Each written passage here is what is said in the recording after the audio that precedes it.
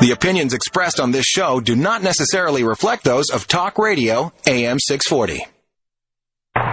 7, 6, 5, 4, 3, 2, 1, mark.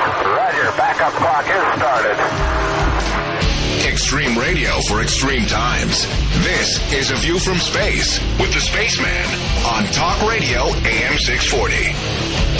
I'm the Spaceman. This is A View from Space. I'd like to welcome you in right now if you're listening to Talk Radio AM 640, the radio station.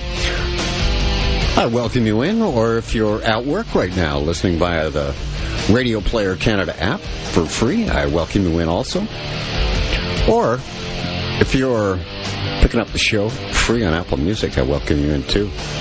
Or maybe you, what some call sitting in the best seat in the house, bar none. In front of your Mac, your PC at home, logged on to 640toronto.com, picking up the live audio stream at that website there.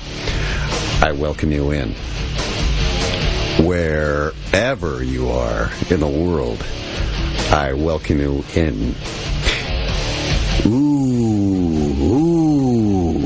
It was so scary in the Illuminati-controlled mass media these last few days, I thought Halloween was this week. They played the ultimate threats. The most powerfully potent cards the Illuminati can possibly play against you. It was played this week, both of them. Again, you know one of them. It's the card that always makes you shake in your boots at even the mere thought. That man who says he has now the capability to completely destroy planet Earth 5 times over. I mean, the very thought of man even possessing such a destructive force, right? That could actually render man extinct, to wipe us all off the face of the earth and destroy the planet? That is the scariest threat of all. Yeah. After that card's played, all the other ones they play sound like child's play. Hurricanes, monsoon, wildfires, floods. Hey, so what? Earthquakes, so what? But wait. Hold on. There's the other scary scenario that's as threatening to us all as nuclear war. And that is the new, now mounting threat of an asteroid striking Earth. Yes, getting involved in a head-on collision with another giant space rock that wanders into our lane on this busy expressway in the sky we're in.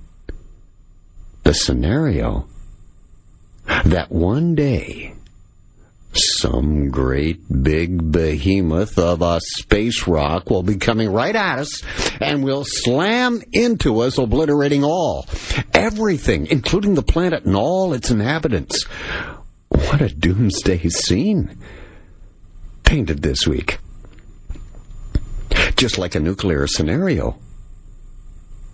Well, as I say, both of these threats were made to you this week in the Illuminati-controlled mass media. First, the nuclear war threat. Well, that's the U.S. and Iran. They're at it again. What you saw unfolding this week was the fact that the tension between the U.S. and Iran is to get a little testier again. It was this week that Trump vowed also to end the Iran deal himself if Congress won't act. This disruptor U.S. president says he's already made up his mind. And now we'll definitely not certify that this rogue regime of Tehran, as he refers to it as, is complying with the Obama nuclear agreement. Meaning, signaling he'll pull the U.S. out of the Iranian nuclear pact deal. And guess what we're in store for then? More of history repeating itself again. As it'll be Iran versus the U.S., once again displaying open hostility toward one another in the Illuminati-controlled mass media, stoking the rumors of a nuclear holocaust to come. There's 8 sovereign countries around the world right now, yes, the sun worshippers number, that have successfully detonated nuclear weapons and have officially declared they have them in their possession. 5 are what's called the Nuclear Club. Nuclear weapon states. They're sometimes called the Nuclear Club. They are the United States, Russia, the United Kingdom, France, and China. Notice I didn't say Iran. Iran is not mentioned. Iran is not known officially to possess mass destruction weapons, the nuclear capability, and has even gone so far as to sign treaties saying that they don't even have nuclear weapons. There are also 3 other countries that were known to have them, but were not parties to that Treaty of the Non-Proliferation of Nuclear Weapons Agreement. They were India, Pakistan, and North Korea, of course, because all of this Iranian situation has just come off, leapfrogged off of the North Korea situation. You know, North Korea was actually at one time a participant in the Non-Proliferation of Nuclear Weapons Agreement, but it withdrew in 2003. Israel is also widely known to have nuclear weapons, but it's never officially declared itself a nuclear state. In fact, Israel maintains a policy of deliberate ambiguity and has never definitively acknowledged that they have nuclear weapons. What's also never been known for sure is they've not even attempted a test. Even if they have nukes, there is no evidence that they've even done a nuclear test at any time. But it said Israel has about 80 warheads ready for tips of missiles. I know, the sun worshippers number 8, broken down in numerology. Just how many nuclear weapons are actually out there, officially? That's next on Talk Radio AM 640. I'm the Spaceman. This is AVFS, and I'm just getting started. It's the Spaceman. This is AVFS, Talk Radio AM 640. Like to send me an email? That's how I communicate. It's the only way besides this radio show. Spaceman at 640toronto.com or space at 640toronto.com are the 2 addresses, and thanks so much for the one you sent. So, as I posed the question just before the break, just how many nuclear weapons actually are there out there? Well, according to a bulletin from the Atomic Scientist's Nuclear Notebook, the total number of nuclear weapons worldwide is estimated at around 9,920. That's going by the latest count, by the way, done this year, earlier in 2017. There's a lot of them out there, 9,920. Do you know what that official number of nuclear weapons in the world is? 9920 is in numerology. It breaks down to a 2. 2 in numerology, witchcraft, means total separation from God. Nations you never thought possible. That they'd even have nukes. For instance, South Africa. They have, or had, yes, South Africa has even supposedly developed nuclear weapons, but then supposedly have disassembled that arsenal before joining the tree of the non-proliferation of nuclear weapons pact. Oh, yes. And the other ultimate threat that was played this week, Thursday. We were almost the victim of, like I said, a head-on collision with another giant-sized space rock that wandered into our lane, well, almost, next to our lane on the busy expressway in the sky. As a matter of fact, it's said that this asteroid passed Earth well inside the moon's orbit, giving us a chance to practice for a collision. The real thing. For a day when a similarly sized body could enter Earth's atmosphere. The next close pass of this asteroid, by the way, within a striking distance of the Earth, well inside the moon's orbit. We'll be back in the year 2075.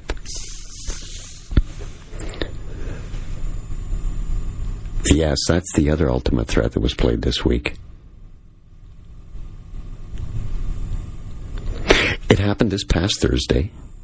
We were told then the Illuminati-controlled mass media said that an asteroid the size of a house was being watched carefully by the astrophysicists as it hurtled toward Earth, what they termed a damn close near miss. The large space rock, named 2012 TC4, in numerology that breaks down to a 12 or even further down to a 3, the perfect number. Now, first off, you must understand that in the world of sorcery, witchcraft, to the Illuminati, that's their religion, as one main guide of numerology. Also, sacred geometry.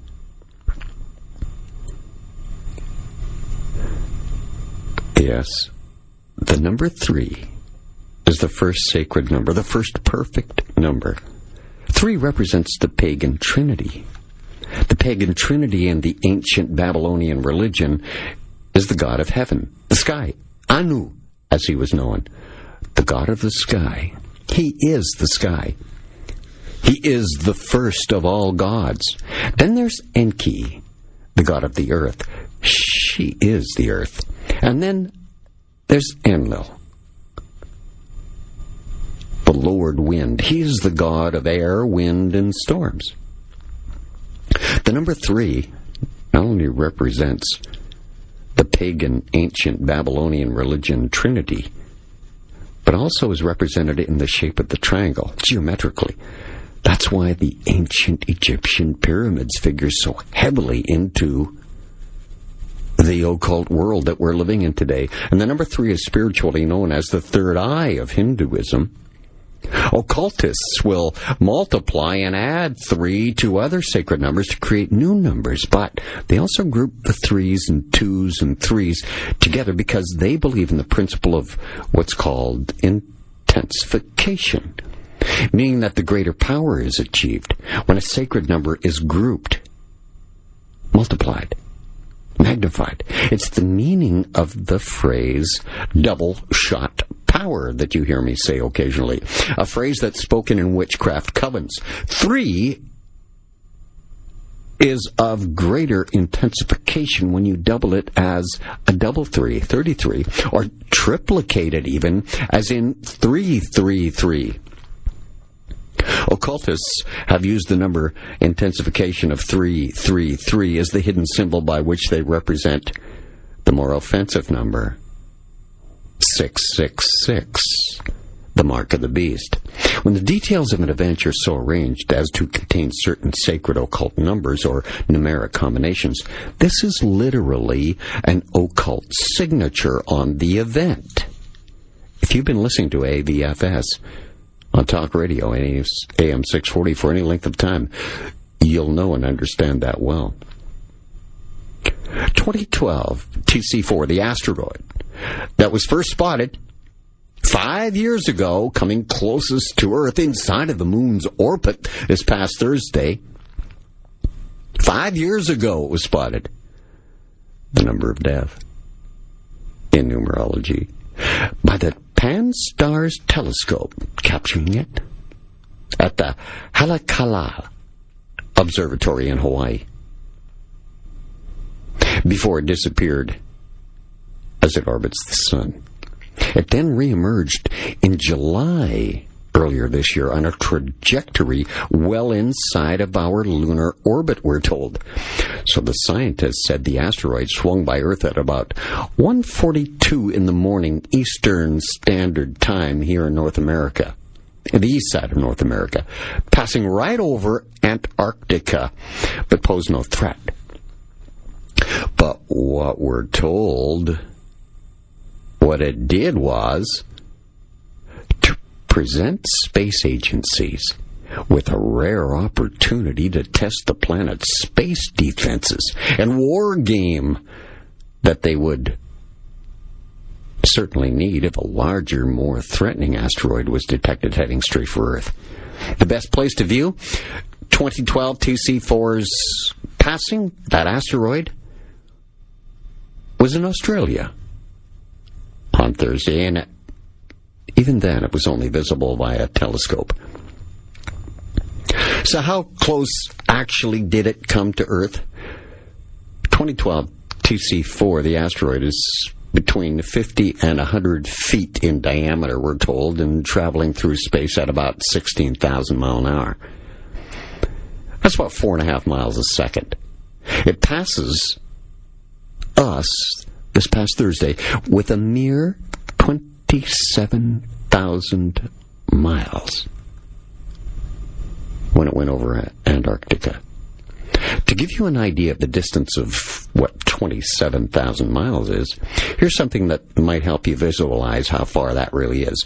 If you were to travel, say, completely around the world, you'd have to go about little under 25,000 miles. So around the world once,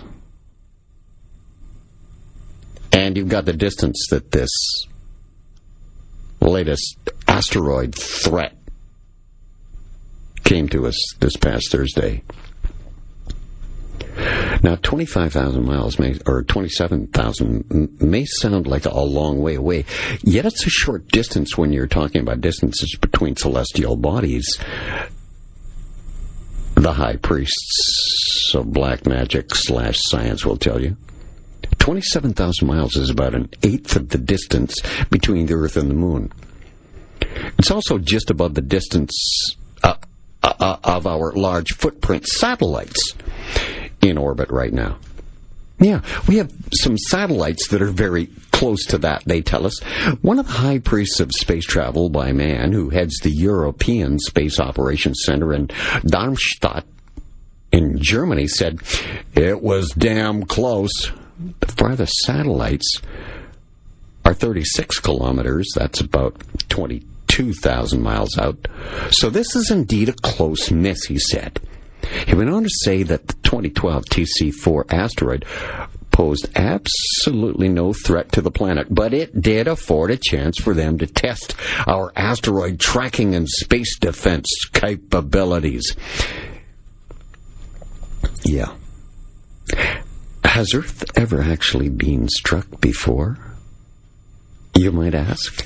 Well, of course, yes, proclaims the Illuminati-controlled mass media. Earth has been struck by asteroids and meteors repeatedly for, well, over its 4.5 billion year lifespan. They say how long it's been around. But the chances of a serious incident happening again in our lifetime? Remote, they say. The most famous event, of course, was the 60-mile-wide asteroid that struck the coast of Mexico around 65 million years ago, so there were no reports on that. And it's thought to have led to the extinction of dinosaurs. All right. Oh, but there have been more recent, less dramatic examples. Yeah, remember Chelyabinsk, Russia, 2013, the meteor? The closest event in living memory up to today. Happened in 2013, they say, in Chelyabinsk, Russia, when a meteor came crashing through the atmosphere in the skies above Chelyabinsk, central Russia. As opposed to an asteroid, which is a solid chunk of rock, meteors are small clusters of space debris that burn up and turn into a fiery streak when they hit the atmosphere. According to the Russian Academy of Sciences, though, the Chelyabinsk meteor was around 10 tons, disintegrated before it hit the ground. Around 1,000 people are injured by flying debris as the shock wave from the explosion supposedly sweeps across Chelyabinsk, shattering windows and leaving a trail of damage. The explosion, estimated to have a force greater than 30 Hiroshima nuclear bombs, according to NASA scientists. And the shock wave was so powerful it traveled twice around the world. Be afraid. Be very afraid. The heavens above are a danger. It's a Spaceman. This is Talk Radio AM 640. More right after this break. Please direct your email to spaceman at 640toronto.com or space at 640toronto.com. Thanks for yours.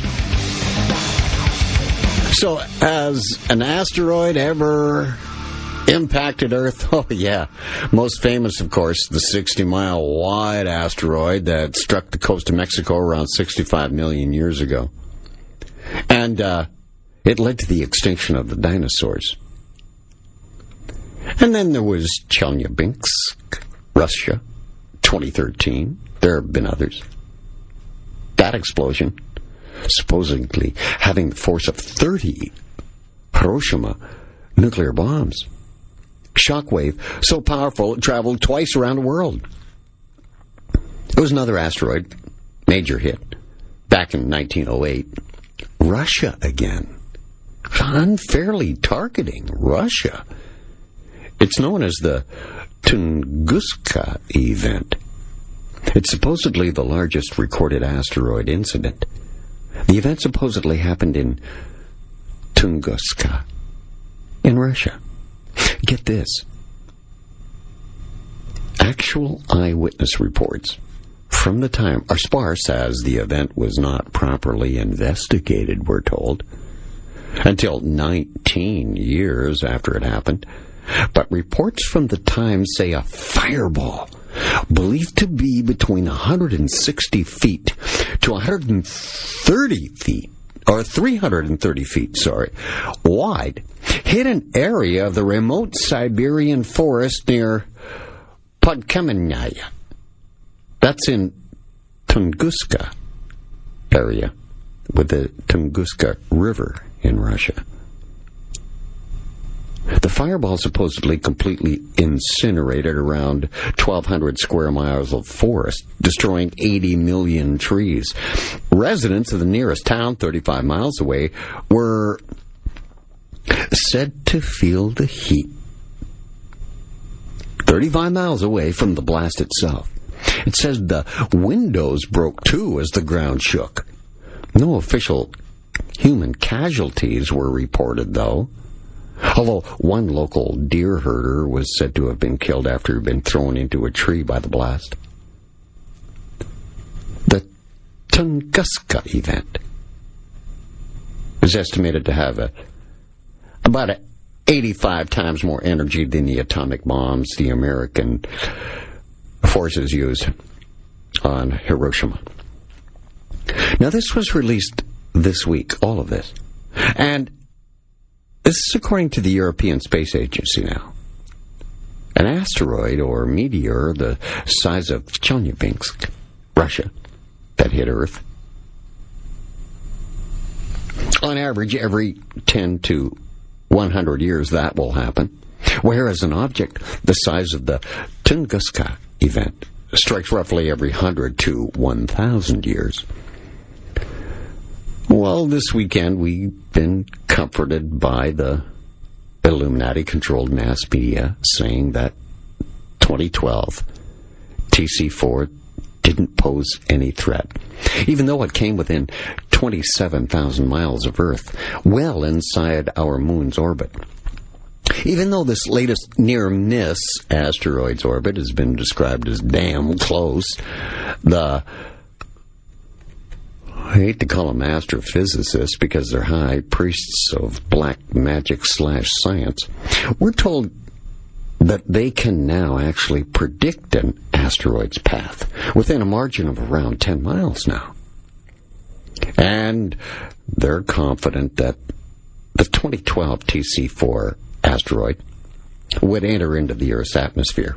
And even if it were to hit Earth, the high priest of science/black magic says it would have an impact similar to that of Chelyabinsk and the meteor that hit there, that's all.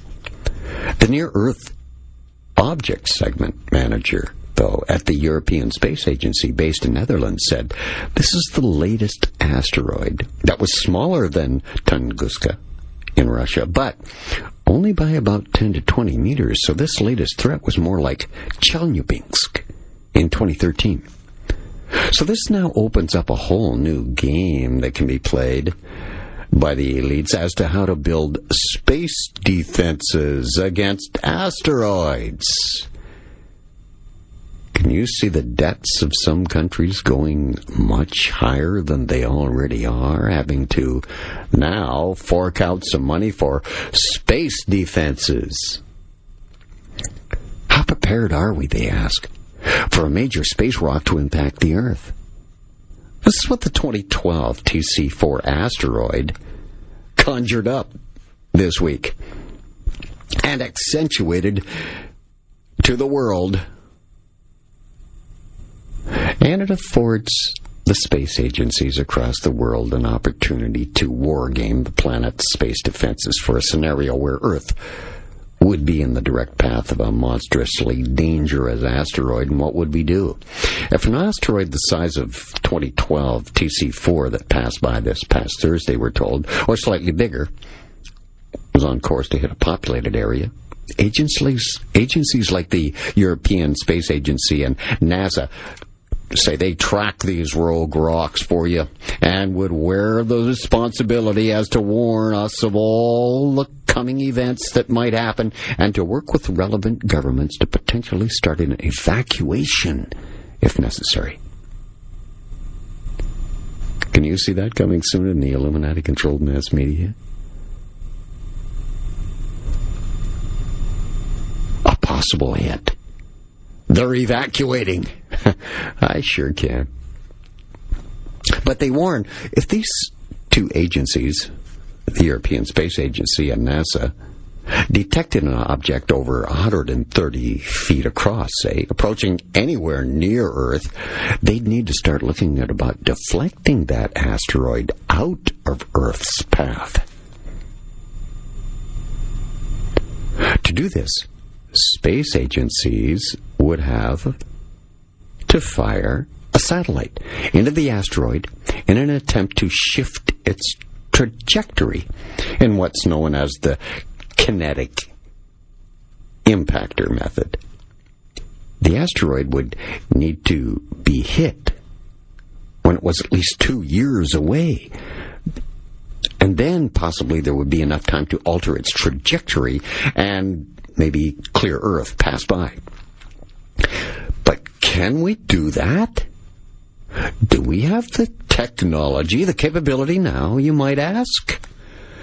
Well, enter one of the European Union Space Agency gurus, stating this past week, yes, we have the capability of hitting an asteroid or a comet with a satellite. NASA did it In 2004, with the Deep Impact mission, if you'll recall, the difficult thing is the aiming. The Deep Impact target was a comparably large object, a few kilometers, but industry assures us that they could do the same for an object of 100 to 200 meters. Did you hear and get the triggering of the brainwashing signal by the spokesperson at NASA in that statement? He just triggered that phrase, deep impact. He was, of course, alluding to the NASA Deep Impact mission of 2004, but Deep Impact was also the name of a flick, a Hollywood movie. Name of the 1998 American science fiction disaster film. It was all about that very scenario, that is to avoid what's known as the extinction level event. Oh, but I guess you can't call that a science fiction movie anymore because, hey, they say we already have the capability demonstrated in that movie to do it in real life. So there goes the science fiction in that. Deep Impact. That movie was called that simply because it connects with the European Space Agency and NASA's description of their black magic / science mission to blow up asteroids that are approaching us. The spokesperson for the ESA added that this latest asteroid, 2012 TC4's trajectory, was only spotted in July, as I said, of this year, a few months ago only, due to its relatively small size. But he said that the agencies would more than likely see an asteroid large enough to pose a serious threat to Earth in time for Are you ready? A plan of action to fire a deflector satellite at it. So don't worry, they'll save you. How do you feel better? That should put you to rest.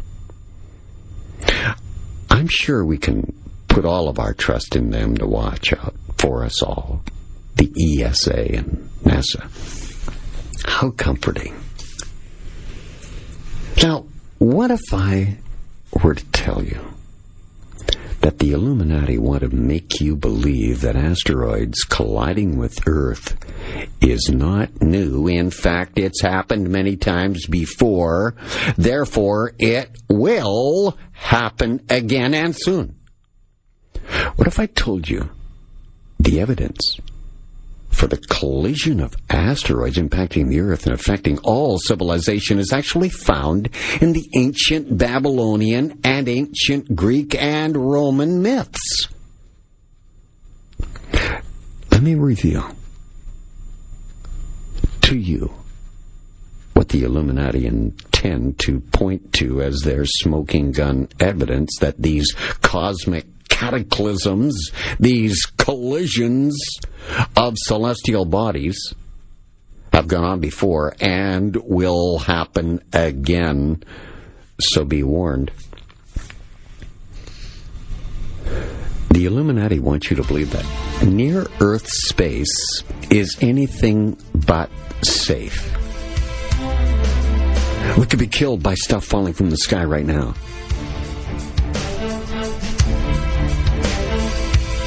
There's more if we're still here right after the break on Talk Radio, AM 640 on Space. This is AVFS. Please, if you are communicating with me through email, send it to spaceman at 640toronto.com or space at 640toronto.com. Thanks for the one you've sent. Let me call him HD.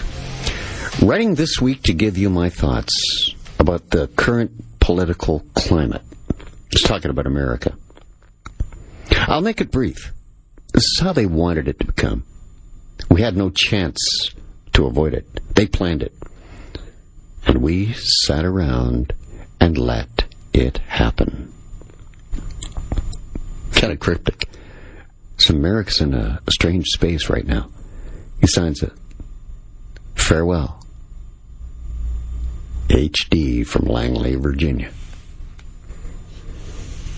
So, as I said, the Illuminati want you to believe that near-Earth space is anything but safe. Stuff that come down right now could kill us. But a few decades ago, it was never even mentioned. Just 30 years ago, 20 years ago. Never mentioned at all.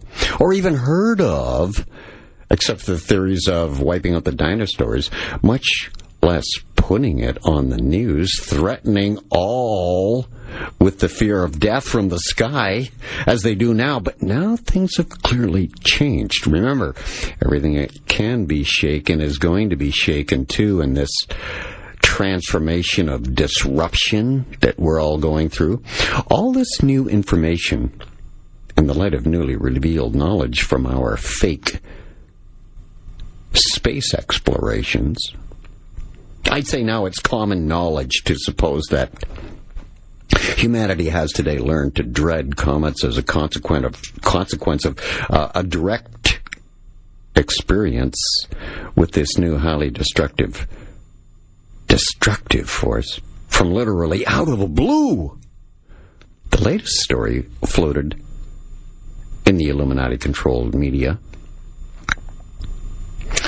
is that scientists are now investigating a large blue chunk of rock, possibly a meteor, fell to Earth from outer space and killed a man in India.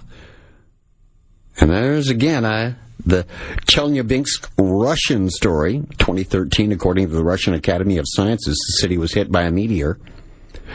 There's even a convenient video to accompany the story. Seeing's believing, you see. It wasn't detected beforehand because, well, due to the sun blocking it. Right. That's exactly what they said about the 2012 2C4 asteroid. That they didn't spot it until it came out of the sun's glare. The supposed meteor caused extensive damage to that city, Chelyabinsk, when in actual truth it was a missile fired from a platform in space aimed at taking out a nuclear equipment facility in that city, for which is known, by the way, making Russian nuclear equipment. Yes, now we're all told that we're all in danger and may soon experience actual encounters with these flamboyant cosmic interlopers. So these two events I mentioned, Chelyabinsk meteor and the East Indian man killed by a chunk of blue rock, are the early attempts, I believe, to predict future and more destructive recurring meteoric attacks from our once friendly skies above. Yeah, remember when the skies used to be friendly? Clouds looked like clouds, not chemtrailing.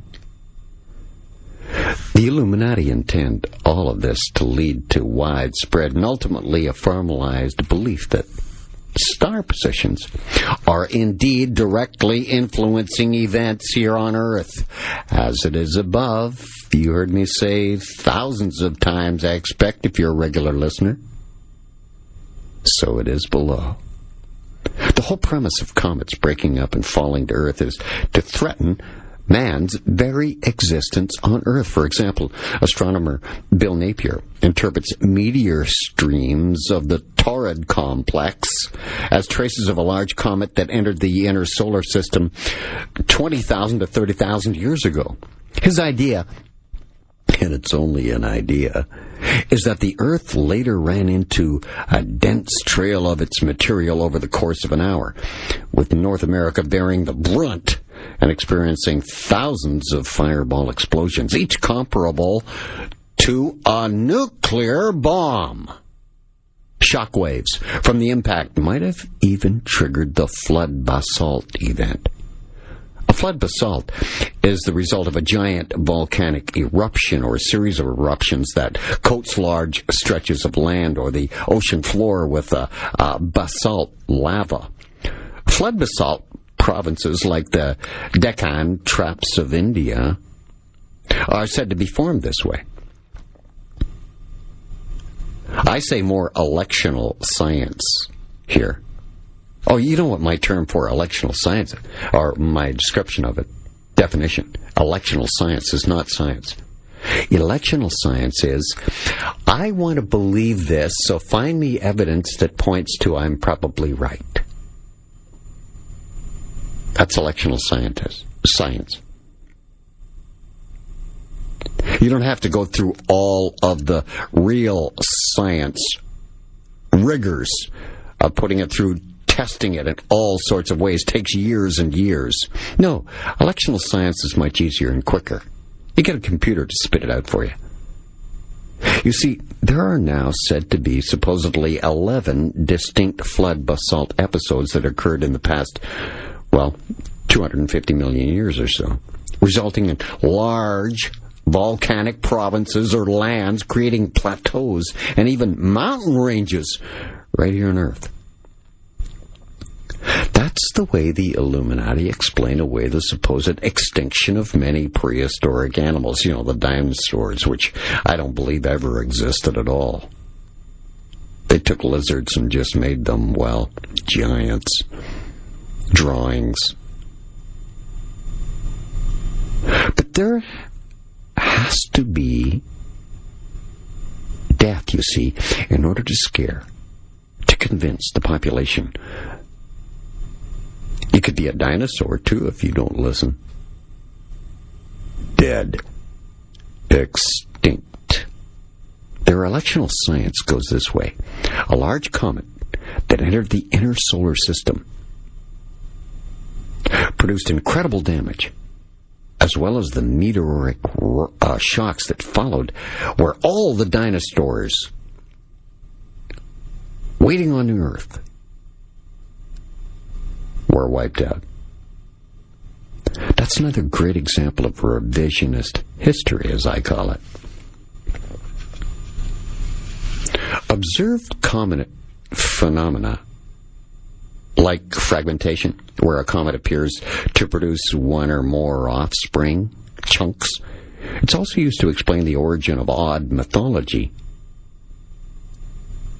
like Tiamat, that myth. Or another name for her, Athena, being born fully formed from the head of Zeus, thunderbolts from heaven and war in heaven. The premise, again, being that these objects were feared and worshipped as omnipotent. So you can see how judgmental gods of the sky could become understandable and even, believable. The message carried through time and history by the Greek, Roman, Oriental, and Babylonian myths are just that. What would happen should the Earth pass through the orbit of a disintegrating giant comet just before or after the comet passes the same point? The revisionist scientists of today will inform you that since larger fragments tend to cluster close to the nucleus of a comet, chances would increase that the Earth would be bombarded by these larger fragments.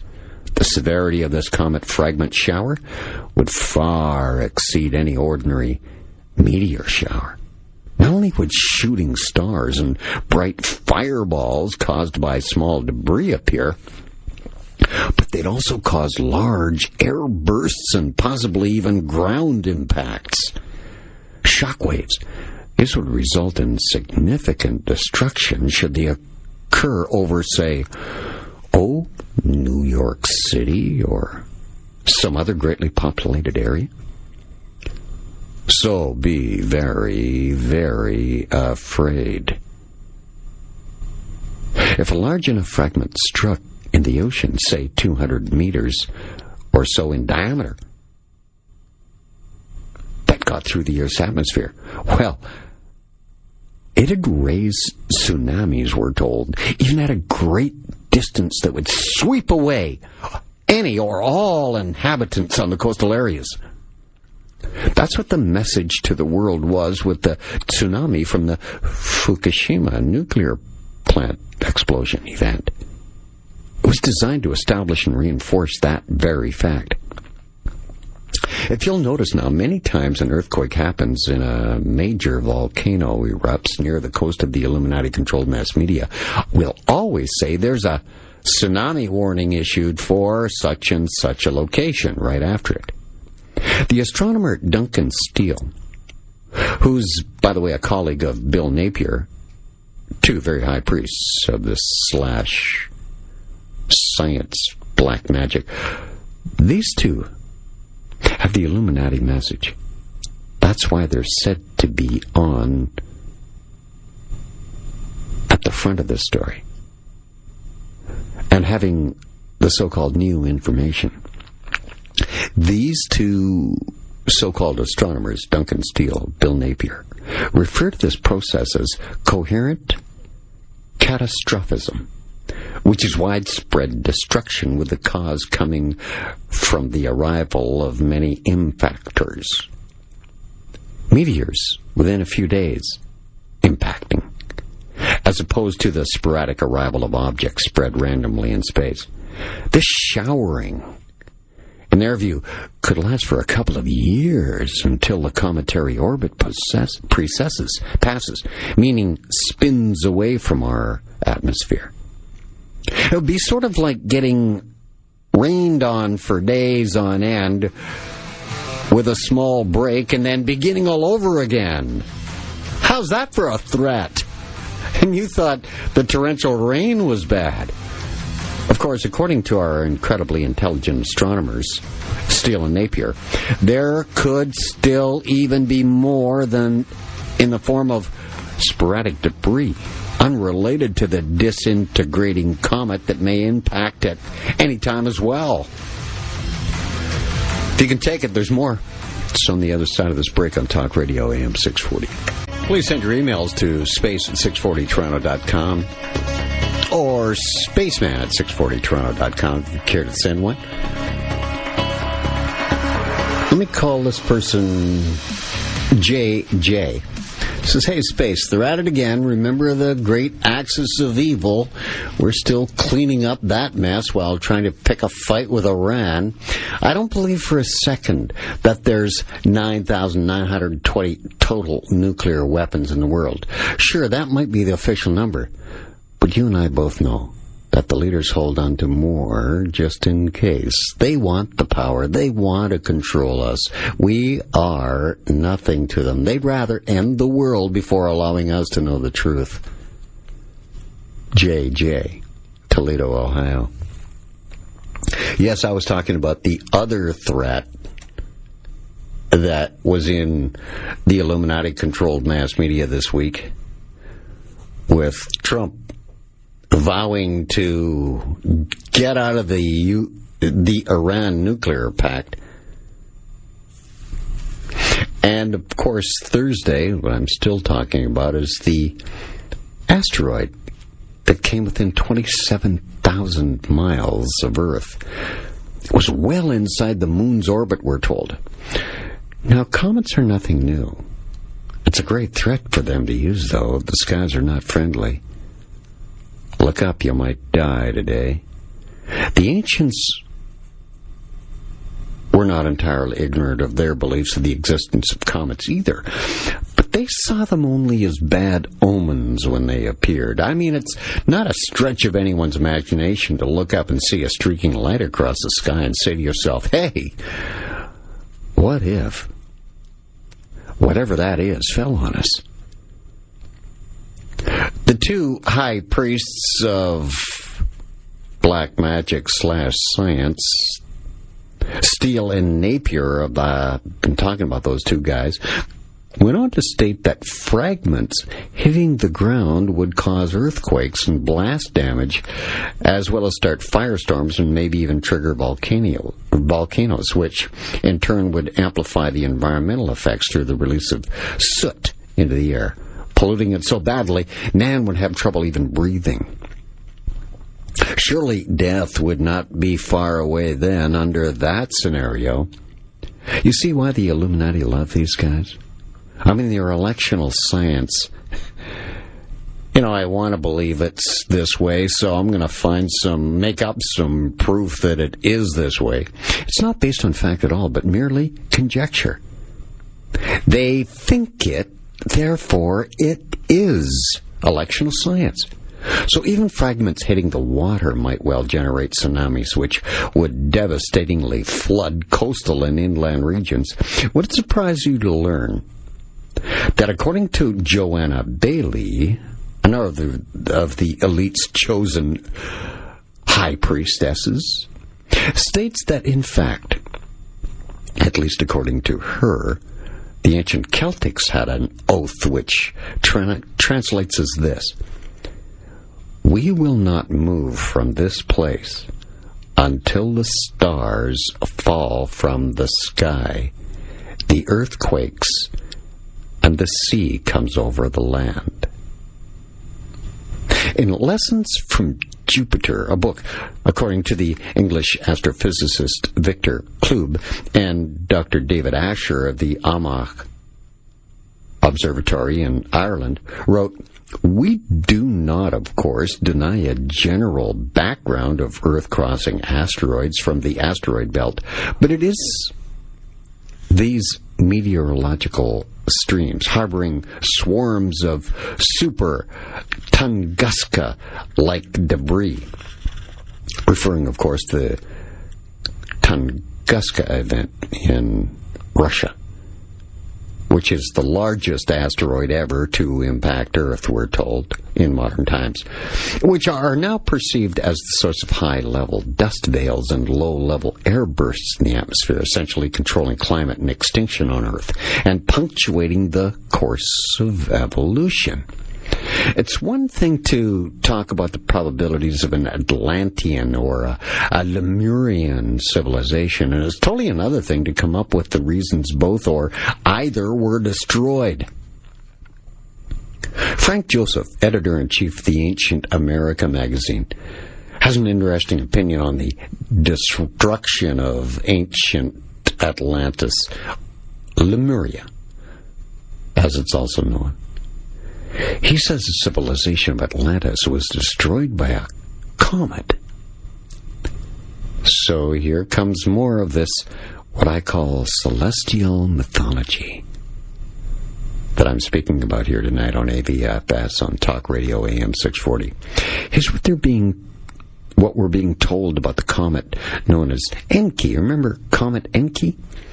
Really named after the ancient Sumerian god Enki, whom we know was to be the savior of mankind if you study the Sumerian myths. Comet Enki entered our area of the sky back in 2013, if you'll recall. The revisionist electional scientists will tell you that Enki, a periodic comet, was named after Johann Franz Encke, who through a laborious study of its orbit and many calculations was able to link multiple observations in the year 1786. Encke is the single most observed comet and supposedly has been viewed by approximately 50 passes of Earth. Well, of course, it has the message the Illuminati want to send, alluding to this new but old religion that's to come back. Enki, known as the savior of mankind, it's already on track as one of the shortest orbital periods of only 3.3 years. Its period is getting further decreasing by up to 2.7 hours per revolution, which means it's getting closer. Enki's comet is thought to be the parent body of the torrid meteor stream, an annually reoccurring minor meteor shower which culminated in 2013 in November because the orbit of Encke's comet was so very well known. It was considered a prime target for an exploratory space probe to investigate. Remember I told you about the Trinity, the pagan Trinity, Anu, Enki, and Enlil, named after Johann Franz Encke. I'm sure Comet Encke entered our area in the sky in 2013 and coming back again. Now, I take you back a few thousand years. Come on with me. Maybe tens of thousands of years, according to the elites. The favored astronomers and astrophysicists of the Illuminati consider the Bronze Age breakup of an originally larger comet, Tiamat, of which Comet Encke is a member, to be responsible for ancient destruction in the Fertile Crescent, perhaps evidenced by a large but unconfirmed meteorite crater in Iraq, identified as Albini Lake. Albini Lake. Tiamat is, of course, an ancient Sumerian goddess of the ocean, mating with Abzu, the god of fresh water, to produce younger gods. Anyway, another astronomer, Frank Joseph, says Encke had a near miss with planet Earth in 3100 BC, raining down a barrage of debris in a very fiery swath around the world, igniting widespread volcanic activity, triggering earthquakes and massive tsunamis that wiped out all of Atlantis. Now he says Encke may be part of a formerly larger comet, perhaps impacted by solar winds. In April of 2007, he said the comet had just dipped inside the orbit of Mercury, perilously close to the sun, and when a solar eruption struck and literally tore off the comet's tail. This surely has happened to comets before, he revealed. But are you ready? He had video evidence. Seems believing. It's a Spaceman. This is Talk Radio AM 640. I'll get more coming up. I'm Space. It's a view from space. It's all it is on Talk Radio AM 640. Communicate by email. Spaceman at 640toronto.com or space at 640toronto.com. So, as I was saying before the break, there's video evidence of a solar eruption, one of those solar flares, that actually erupted as the comet was passing by the sun and ripped its tail off. And there's video evidence of it. Yes, the computer-generated image was captured, he said. For the first time ever in history, a spacecraft was watching a comet having its tail ripped off by the sun god. Oh, sorry, I meant the sun. Yes, NASA's Stereo A probe recorded this fantastic video of the whole collision. You can go watch it on YouTube. That's what YouTube's for, after all. That's a great brainwasher for seeing is believing. Well, you know what everybody says, don't they? Hey, have you seen this video? How many times have you heard that line? Now, how is the dragon related to the Great Flood? Well, the Illuminati want you to believe that in their celestial mythology, the great comet Tiamat broke up in what's described as a battle in the heavens. The comet Encke is the survivor of that calamity, which left a massive debris trail, now known as the Taurids. In astronomy, both the dragon and the flood are clues that supposedly explain one another. For instance, like Egypt and Asia both have the dragon in their mythology stories, right? The answers, we're told, are hidden in the mists of time, which modern science / black magic will soon reveal to us all, I'm sure. To Illuminati members, it's important for you to believe that it is plausible that the Great Flood stories originated in a comet strike in the Indian Ocean 4,800 years ago, right up after the Sumerian civilization came about with its myth of floods and a great watery dragon. The 3-mile-wide comet slams into the ocean, radiating a fireball, shockwaves, and mega tsunamis that scoured the landscape, scorched the air, and released incredible electrical discharges and torrential rains of ejected ocean water. It was supposedly an utter deluge of which has never been seen before or since. There were supposedly 600-foot-high waves that carried huge deposits of sediment to land. Half the population died. The dragon's form then was said to have ascended out of the waters. Remember, I speak often about the water kings. They conquer by water. Boats, ships. Their power was said to come from this type of power and control over the waters of the earth, and was the basis for all the mythology of the Merovingian dynasty of kings that have their bloodline beginning from Merovi, the legendary founder of the Merovingian bloodline, the son of the king Claudio's wife. His father was a sea god called Neptunus, a sea monster. So Merovi was actually a hybrid, a mix of man and a fish. They were believed to live at the bottom of the sea, where they guarded vast treasure hoards. Rain clouds and thunder and lightning were believed to be this dragon's breath, and this is the myth of the fire-breathing monster. The dragon, where it came from. The message here is the fact that the dragon was in control of the destiny of mankind. The idea that terrestrial catastrophes may happen on timescales due to the Earth running through swarms of debris from disintegrating large comets is not new at all. The Illuminati never come up with anything new. They simply repeat history, as you know. You see, there is nothing new under the sun.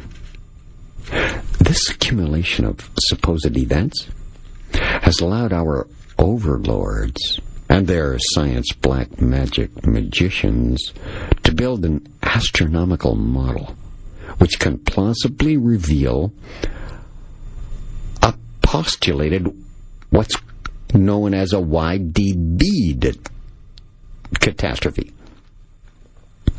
You never heard of YDB catastrophes, events? YDB stands for the Younger Dryas Boundary. The Young Dryas Boundary is now recognized in the science balance as a period supposedly marked in sediments, dirt deep in the ground around the world, as marking the beginning of a time in which the world experienced a global decline in temperature for a period of, about 1,300 years, they say. This period of cooler and drier weather is called the Younger Dryas Boundary. The boundary that marks the beginning of this period has been dated by various methods, but most prominently C14 radiometric dating. To be right, about 12,800 years ago, the YDB, the Younger Dryas Boundary, also corresponds to the sudden disappearance of many large animals, including the American mammoths, the mastodons, the American camel, the dire wolf, native horses. Remember, all the horses in North America today were brought here from the old world and giant ground sloths in North America, too, were just a few animals to name. The idea was floated out there and got a little attention a few years ago and has slowly been attracting more and more interest as the evidence mounts, supposedly, for what may have been the most recent catastrophic event in Earth's history. The event supposedly caused destruction on a continental scale. The evidence that an exceptionally large comet, about 50 to 100 kilometers wide, entered a short period Earth crossing orbit during the upper Paleolithic time and underwent a series of disintegrations. This is now accepted by science/black magic as compelling enough to say it's true. But why? No real facts. Because it's electional science. They desire to believe it. Therefore it is. Because it fits into their celestial mythology religion, which makes man God. The idea isn't brand new, but it has been bolstered by an accumulation of the other electional science facts, as they call them, that comes from evidence from radar studies of the interplanetary environment, from the LDEF experiment, from numerical simulations of the Taurid complex meteoroids and asteroids, and from the Taurid complex's highly significant orbital clustering around Comet Enki. In other words, more computer software-driven proof.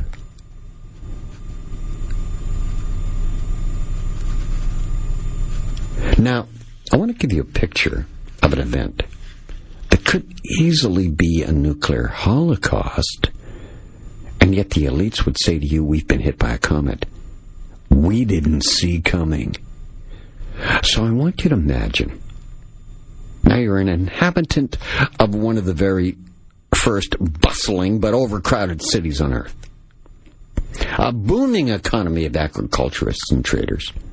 The high priests that control you through religion of paganism brings to your attention a new star in the sky that seems to be growing brighter, hairier as they call it, as they say in astronomy.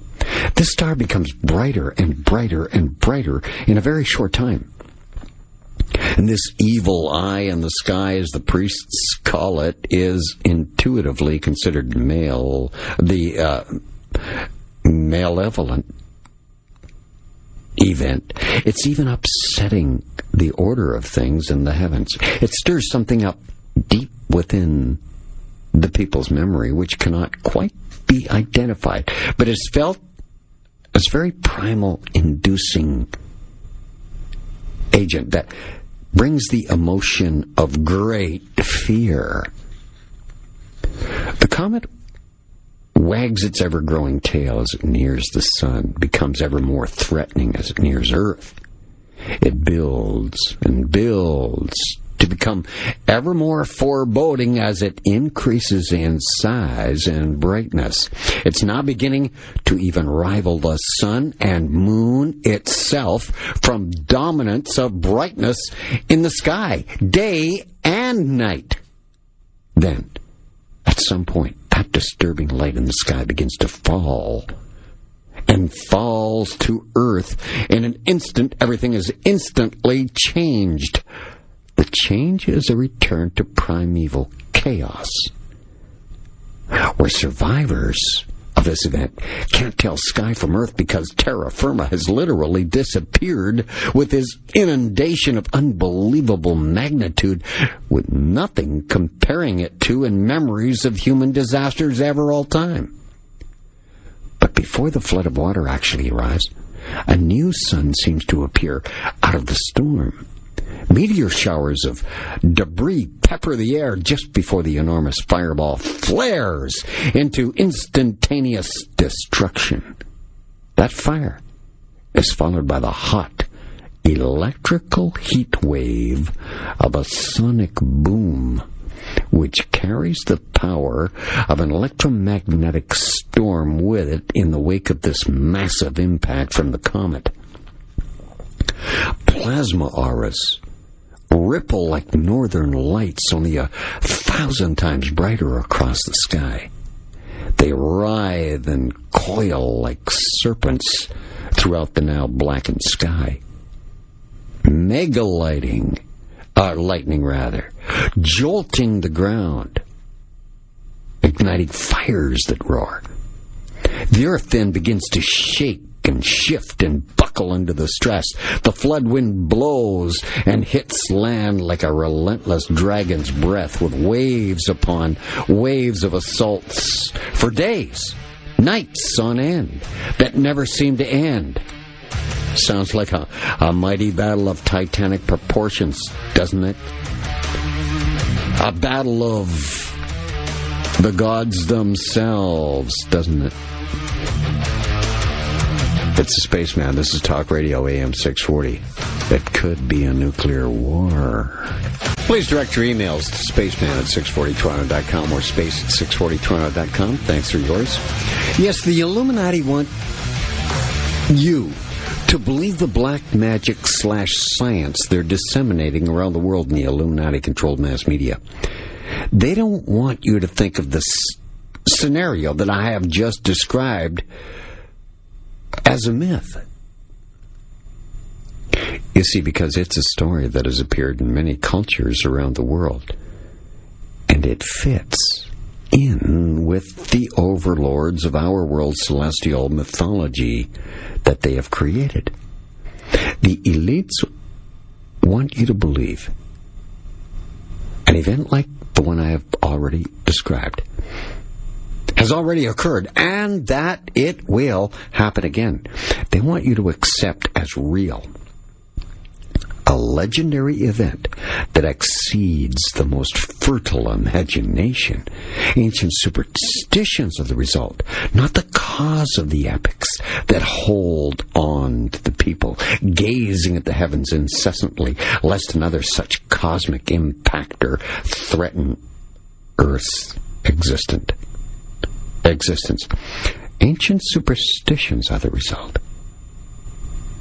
The fact is, back then, as now, real-life disasters were always a possible threat, but not from rocks falling from space, but from earthquakes, volcanoes, that create tsunamis and climatic havoc.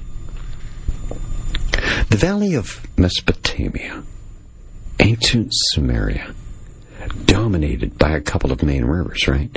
The Tigris, the Euphrates, world famous. Both mentioned as trouble spots in the King James Version of the Bible, which the Illuminati are going to stick word for word to. It was a land in which catastrophic floods were not unusual in ancient times.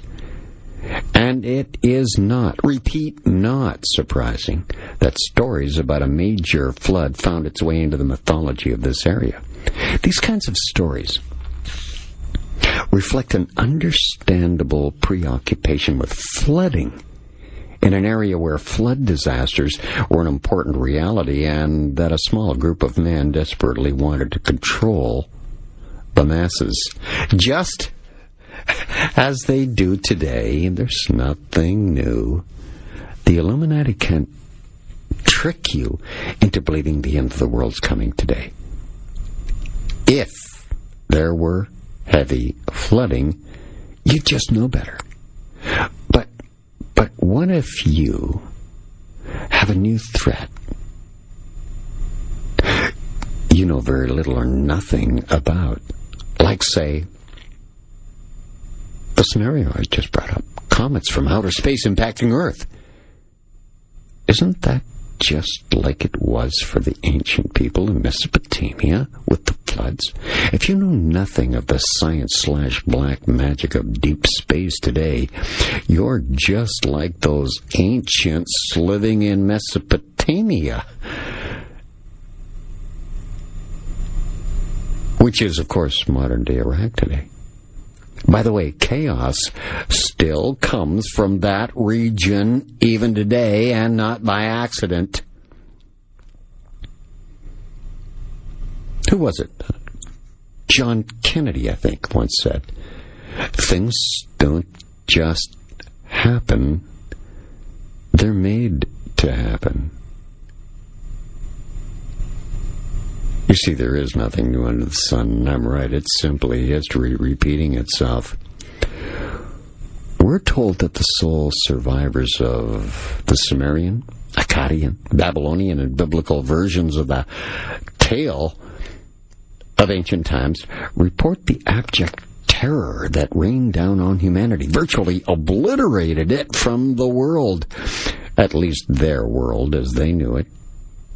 The Illuminati today want you to believe this one premise, which everything else is built on.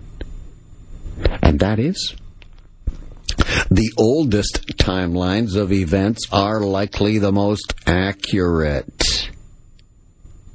Let me just say it again. The oldest timeline of events are likely the most accurate. The operative word here, of course, is likely. They're likely the most accurate. How's that for a leap into what I'm calling electional science? He who orders unease at night showers down a rain of blight. I watched the appearance of the weather. The weather was awesome to behold. I boarded the ship and battered up the entrance with the first glow of dawn. A black cloud rose from the horizon. Instead, inside it, Adad, the storm god, thundered, while Shulat and Hanish, the heralds, go in front, moving as heralds over hill and plain. Aragal, god of the underworld, tears out the posts of the world dam. Forth comes Ninurta and causes the dikes to follow. The Anunnaki gods of judgment lift up the forces, setting the land ablaze with their glare. Consternation over the Adad reaches to the heavens, who turned to blackness all that had been light. That wide land was shattered like a pot. For one day the south storm blew, submerging the mountains, overtaking the people like a battle. No one can see this fellow, nor can the people be recognized from heaven. The gods were frightened by that deluge, and shrinking back they ascended to the heaven of Anu, the father of all other gods, who lived in the highest heaven. The gods cowered like dogs, crouched against the outer wall. Isis, the god of passion, cried out like a woman in travail. The sweet-voiced mistress of the gods moans aloud. The olden days are alas turned to clay. Blows the flood wind as the south storm sweeps the land when the seventh day arrived. The flood, carrying south storms, subsided in the battle, which it had fought like an army. The sea grew quiet, the tempest was still, the flood ceased. I looked at the weather, stillness had set in, and all mankind had returned to clay. The landscape was as level as a flat roof. 7 days later, the waters began to subside. I sat and wept, tears running down my face. I looked about the coastlines for the expanse of the sea. In each of 14 regions there emerged a region, a mountain. The dreaded exceeded all known disasters. Instead of thy bringing on the deluge, would that a lion had risen up to diminish mankind. Instead of thy bringing on the deluge, would that a wolf had risen up to diminish mankind. Instead, thy bringing on the deluge, would that a famine had risen up to take all mankind instead of thy bringing on the deluge? Would that pestilence had risen up to smite down mankind? That's an ancient Babylonian writing. In an article in the New York Times, of all places, 2006, the date, scientist Dallas Abbott supposedly identifies the site of a large asteroid impact crater, the Barkle crater it's called, off the island of Madagascar, that struck the Earth, they say, about 2,800 years ago.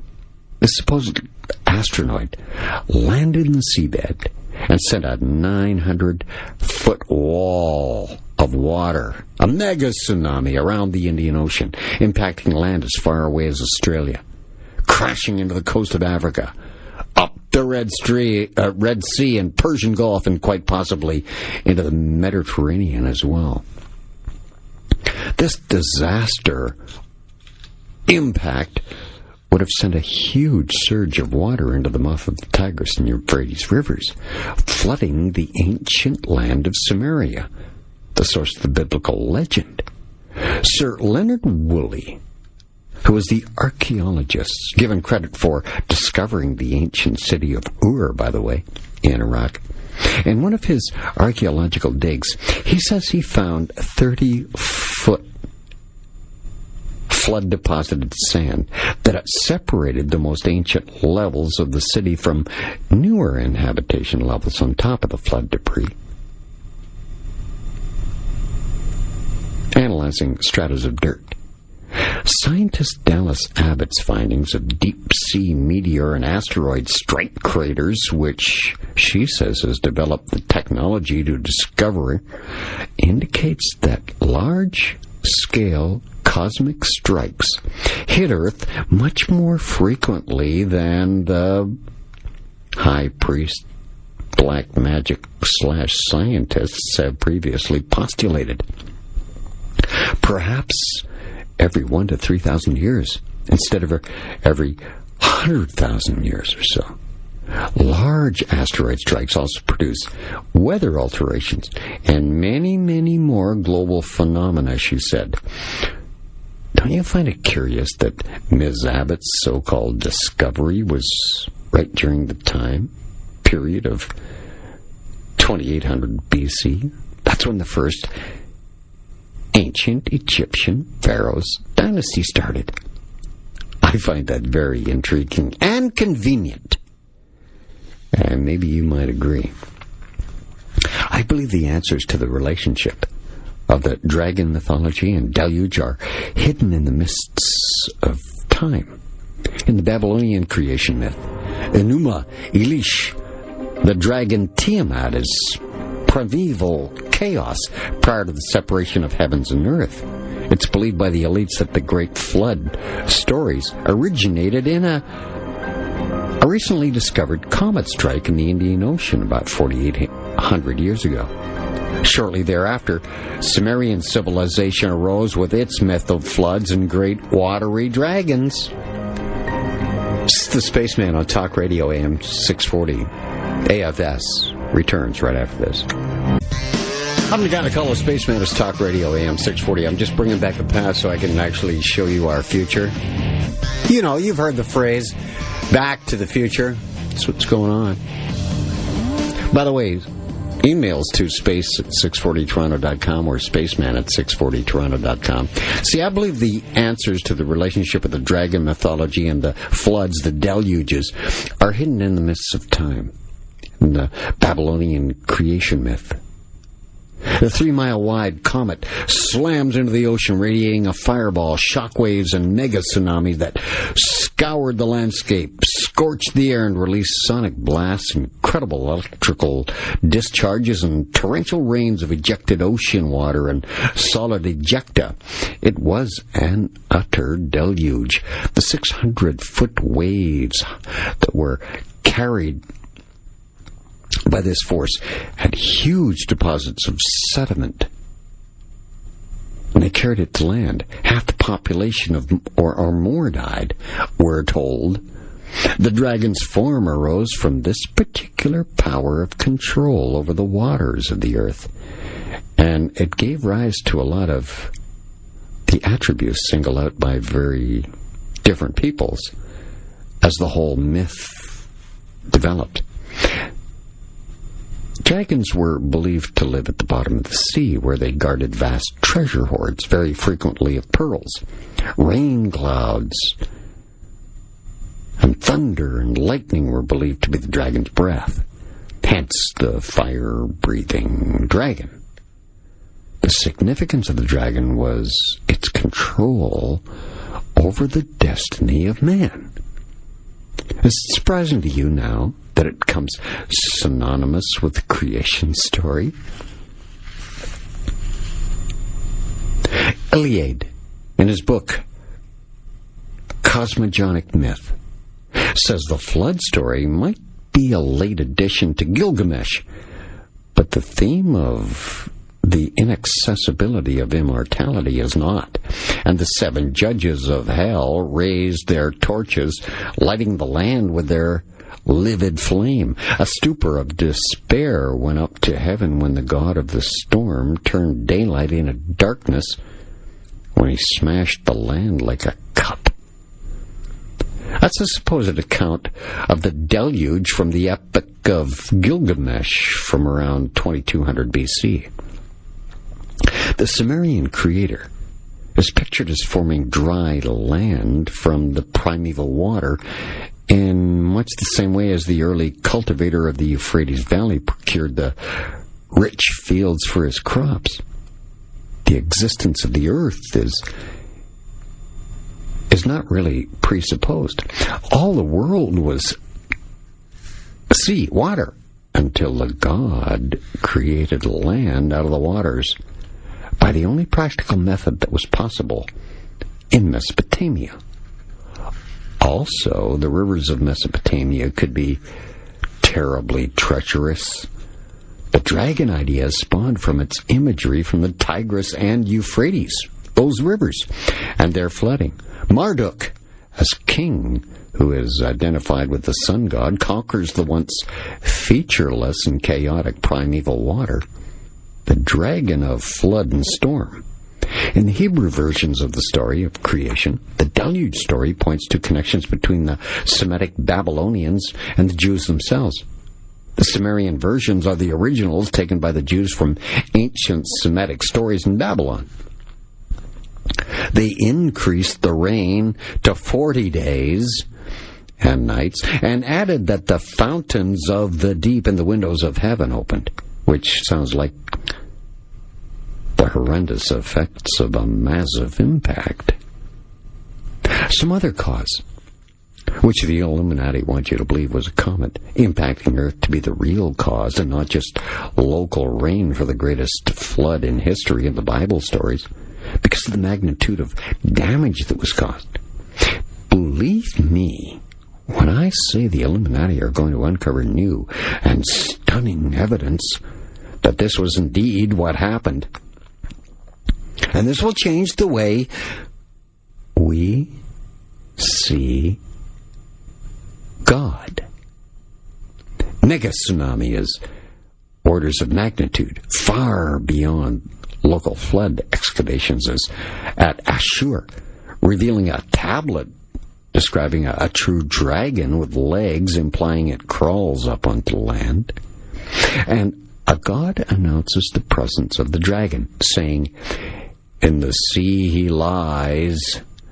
Then he describes its humongous size. In this way, in the sea was the serpent created. 60 beru is his length. 30 beru high is his head. For half a beru each stretches the surface of his eyes. For 20 beru are the size of his feet. He devours fish, the creatures of the sea. He devours birds, the creatures of the heavens. He devours wild asses, the creatures of the field. He devours men,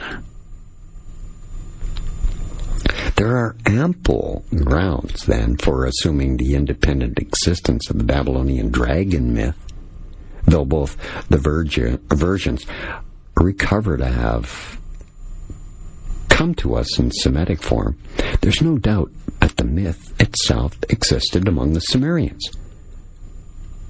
The dragon motif itself is constantly recurring in descriptions of ancient Sumerian temple decoration and the twin dragons of Ningishzida and Gudea's libation vase, carved in green stelatite and inlaid with shell. They're an ancient product of the oldest of ancient Sumerian art. The very names borne by Tiamat's brood of monsters in the 7 tablets are stamped in most cases with their Sumerian descent, and Kingu, whom she appointed as her champion in place of Apsu, is equally Sumerian. It'd be strange indeed if the Sumerians had not evolved a dragon myth, for the dragon combat is the most obvious of nature myths and is found in most mythologies around the world, Near East, Europe, doesn't matter where you go. South America. The trailing storm clouds suggest his serpent form.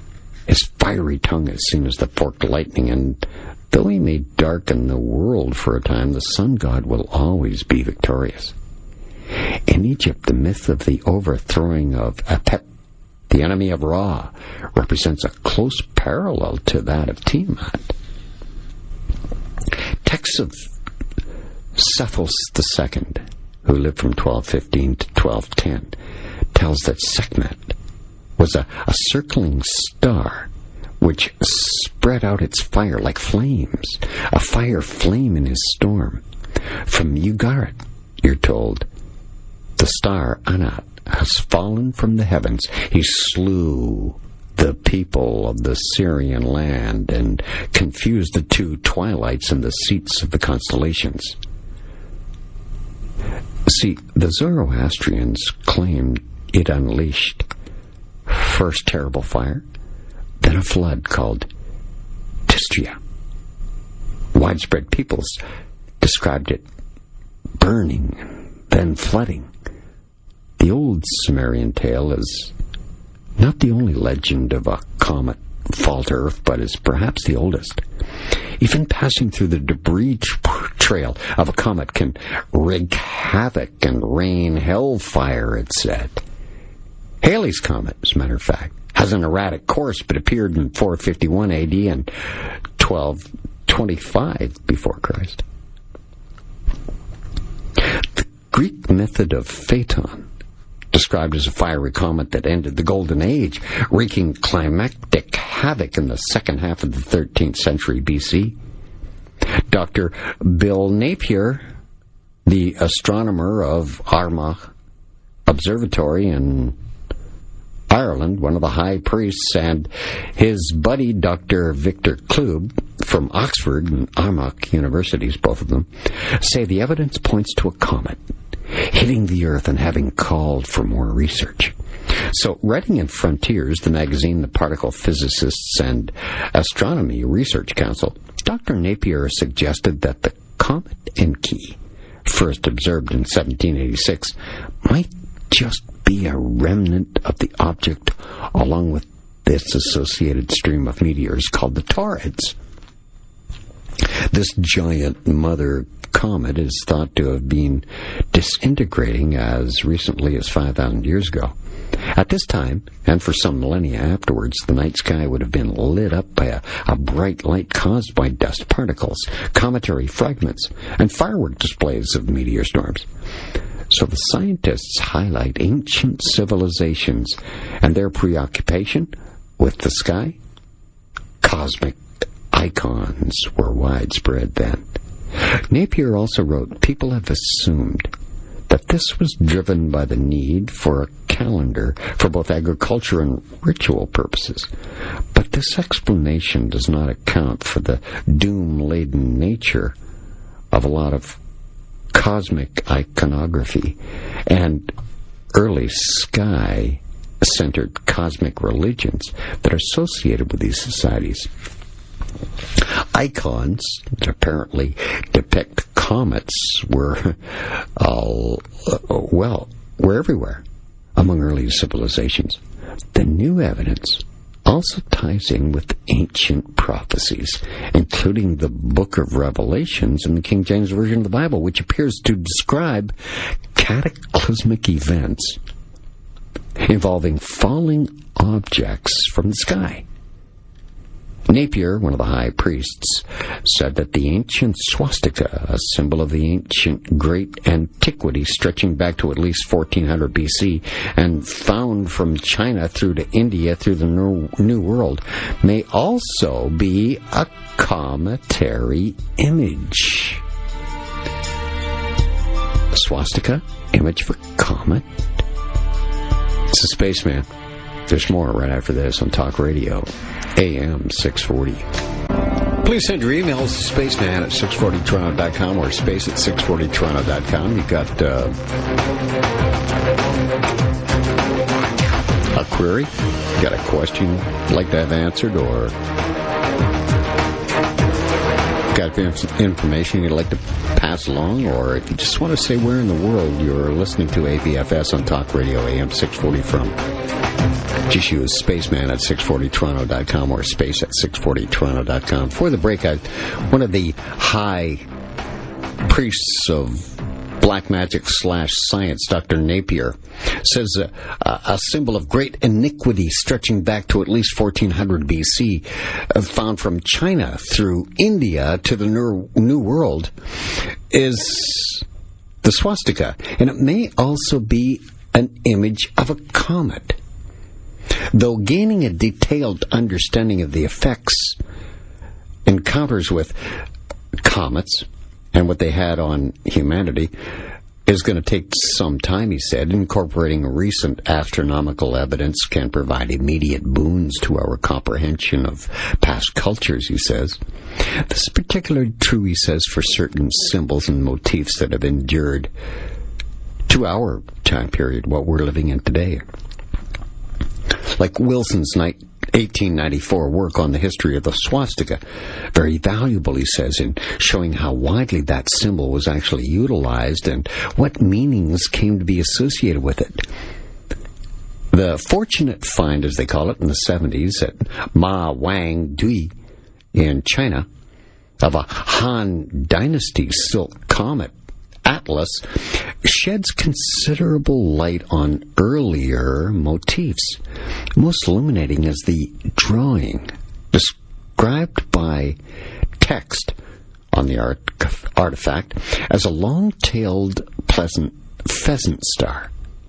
This rendering of a jetting comet viewed down its axis of rotation has a considerable history, and as a motif appears on artifacts found in most areas of the world.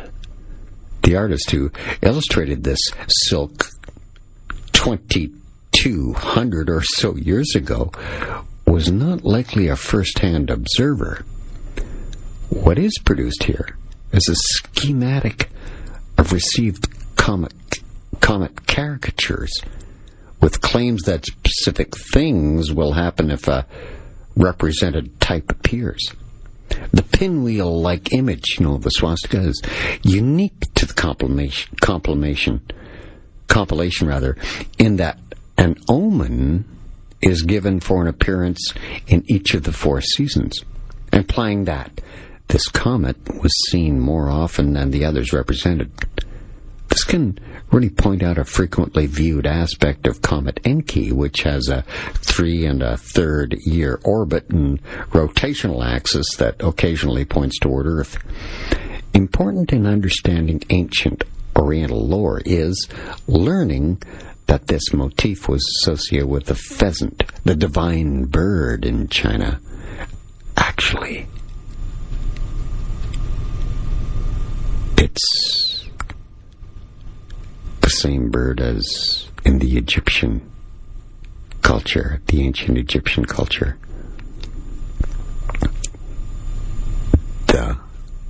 Are you ready? It's that self-immolating bird that destroys itself through fire and comes to life again out of its smoke and ashes, the phoenix. The link between the spinning cross and birds is evident on artifacts from a lot of different cultures. Maybe the association of a Sanskrit term, svastika, with its symbol can be linked to the Astika Parva in the Mahabharata, which tells the story of the birth of a cosmic bird par excellence, named Garuda. This fabulous winged deity had a radiance like the sun. It's a phoenix bird. It could change shapes at will and destroy other gods and kings by casting down fire and stirring up storms of reddish dust which darkens the sun and the moon and stars. Clearly, Garuda was symbolic of an Earth-approaching comet. The bird and stars. Clearly, Garuda was symbolic of an Earth-approaching comet. The bird-comet connection is even more obvious in the Jamva Kannada Parva of the Mahabharata, which describes a fierce bird with one wing only, one eye only, one leg only, hovering in the night sky. And as this bird screams, it vomits blood down on the earth.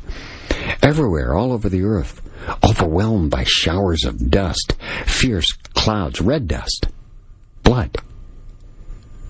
It seemed like blood. Fierce clouds, portentous of danger, drop bloody showers during the night. Rahu of fierce deeds is also O monarch, afflicting the constellation. Kirtika, rough winds, the fierce danger, constantly blowing. The mention of Rahu, by the way, the demon of the eclipse, which originally had 4 arms and a tail that was severed by Vishnu to become Ketu, the comet, is just interesting in that the demon here, darkening Kartika, the Pleiades actually in the sky, and the month of Kartika, latter half of October through mid-November, about now, the story goes on to relate that in the course of the same month, both the moon and the sun have undergone eclipses on the 13 days from the day of the first lunation. The sun and the moon, therefore, by undergoing eclipses on unusual days, will cause a great slaughter of the creatures of the earth. Meteors, like Indra's thunderbolt, will fall with loud hisses. People meeting together, coming out of their houses with lighted brands, have still to encounter a thick gloom all around from the mountains of Kailasa and Mandara and Himavat. Thousands of explosions are heard, and thousands of summits are tumbling down. Fierce winds, charged with pointed pebbles, blowing, crushing mighty trees. In villages and towns, trees, ordinary and sacred, falling down, crushed by mighty winds, struck by lightning. This is without a doubt a mythological record of an intense meteor storm from the still active torrid stream, which presently peaks around the 1st of November, coming up soon, a couple of weeks, appears to radiate from near the Pleiades star cluster every year. The unairworthy bird associated with this meteor bombardment, too, could have been Comet Enki, which until recently was thought to be the sole source for the torrid meteors. But the discovery of other large contributors, which are now dark but were once active comets, rules out a positive identification, we're told. So, just lately was a headline, BBC, 21st century, United States Dust Bowl risk assessed. Yeah, the story went on to state U.S. scientists have modeled how a 1930s-like Dust Bowl drought might impact American agriculture today, and found it to be just as damaging. But the research shows the effects to be very sensitive to temperature, meaning the potential losses would be far worse later this century if Earth's climate heats up as we're told it is. A repeat of 1930s weather today would lead to, well, say a 40% loss of corn production. In a 2-degree warmer world, it becomes a 65% reduction of food. The 1930s were really extreme. And yes, the chances of the same precipitation distributing happening again are very small, explains Joshua Elliott from the University of Chicago's Computation Institute. This is, of course, designed to sell the world on climate change, of course, which is right at the very top of the Illuminati agenda. Also, the Vatican, as Pope Francis, the Jesuit, has already commented on, as well as accepting the fact that aliens do also exist. The Vatican, the Church, the Roman Catholic Church, believes in aliens. I'm Space. It's Talk Radio, AM 640. There's more right after this. It's the Spaceman. This is AVFS, Talk Radio AM 640. Emails to spaceman at 640toronto.com or space at 640toronto.com. Thanks for yours. Yes, the Illuminati want you to believe in their celestial mythology, which is really the new religion to come, which is really an old, ancient religion. Now, how about this? During the late Paleolithic period, the retreat of the ice cap in Europe, for instance, has caused climactic changes in North Africa, which became drier over time. The Nile then changed from a vast inland lake to a massive river flanked by 8 terraces. Worked Stone Age flints have actually been found from this era. And settlers found a variety of reedy swamps and shallows left by annual Nile floods with abundant game. The first settlers were nomadic, of course, who gradually settled to cultivate the land, which easily produced abundant crops. Settlements unified later gradually came under coordinated control by the dynasties of the pharaohs. That started at about 3200 BC. Sumerian and ancient Egyptian myths, before that time, both relate how a god taught the art of writing and knowledge of science to mankind. Thoth, the Egyptian god of wisdom, was most likely derived from the even earlier Sumerian sources. Thoth was the god who supposedly sent a flood to punish humankind for wickedness. The Egyptians and the Sumerian people of Mesopotamia worshipped virtually identical lunar deities, who are amongst the very oldest in their pantheons, by the way. Exactly like Thoth, just a different name, the Sumerian moon god Sin was charged with measuring the passage of time. That's from his book, The Sign and the Seal, the author Graham Hancock. The name Sin is the Semitic form of Sumerian Enzu, meaning Lord of Knowledge.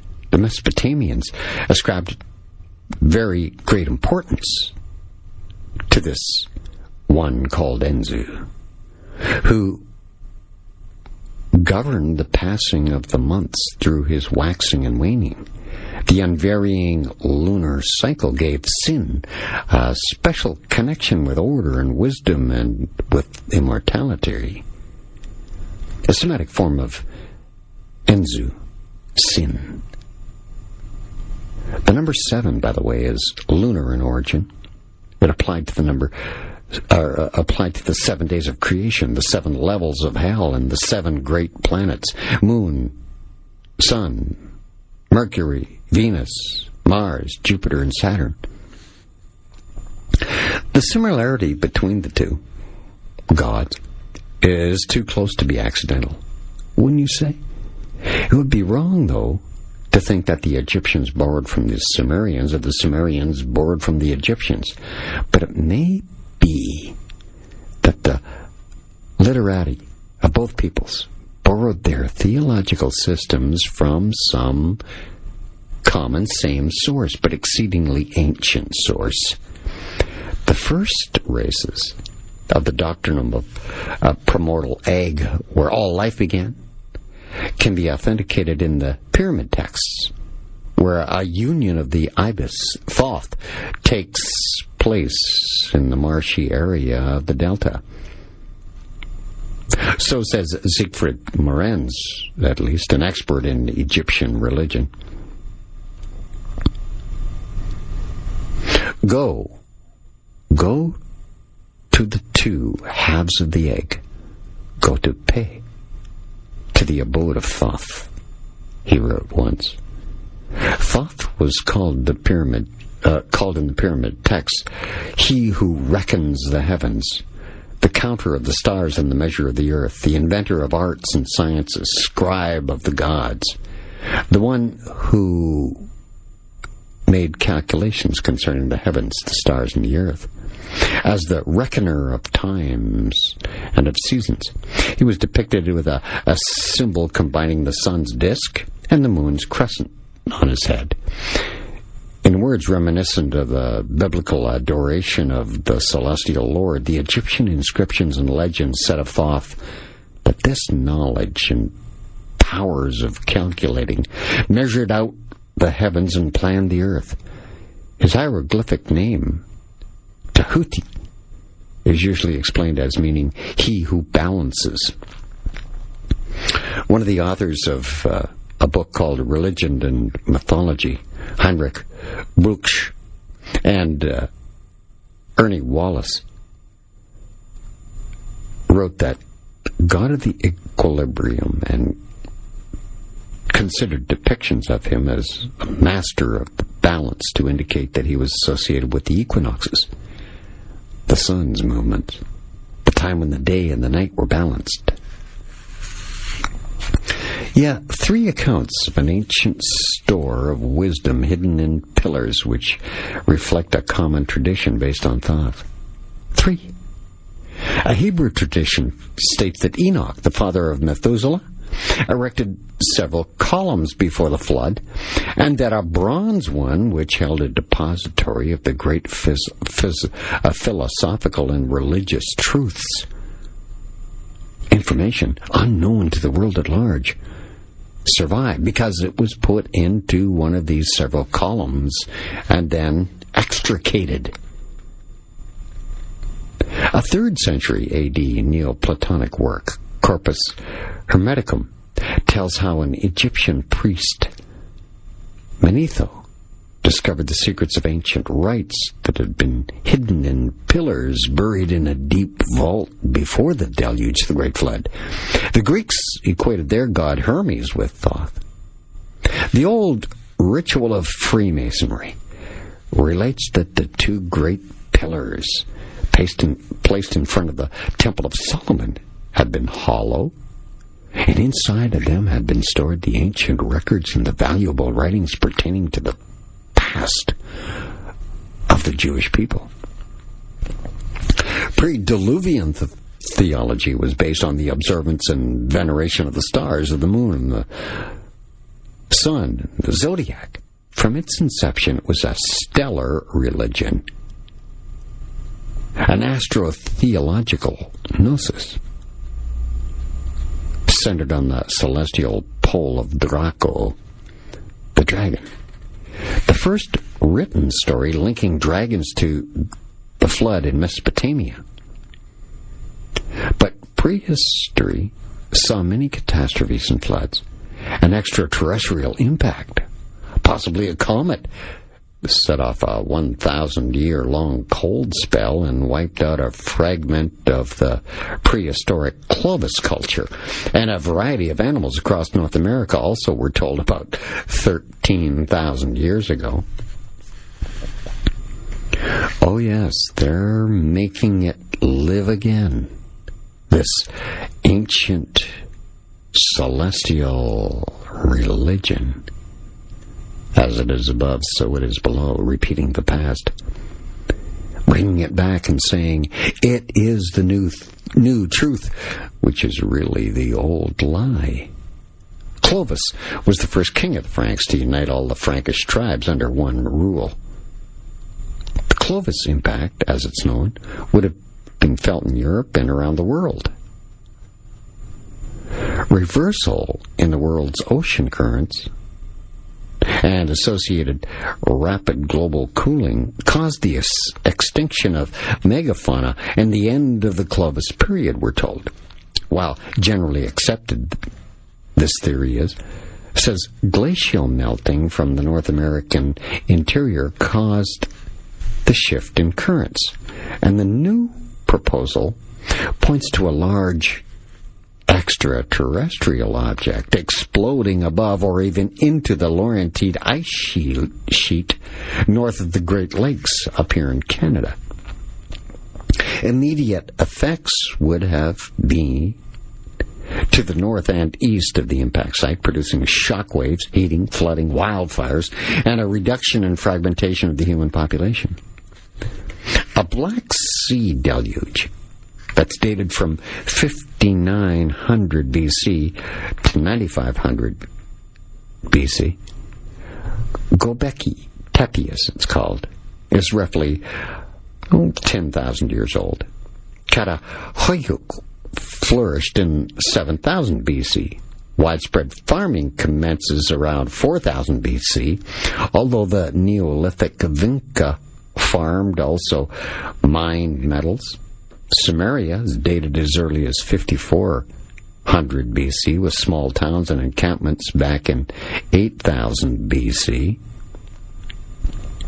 The dragon culture traveled and spread cultural ideas.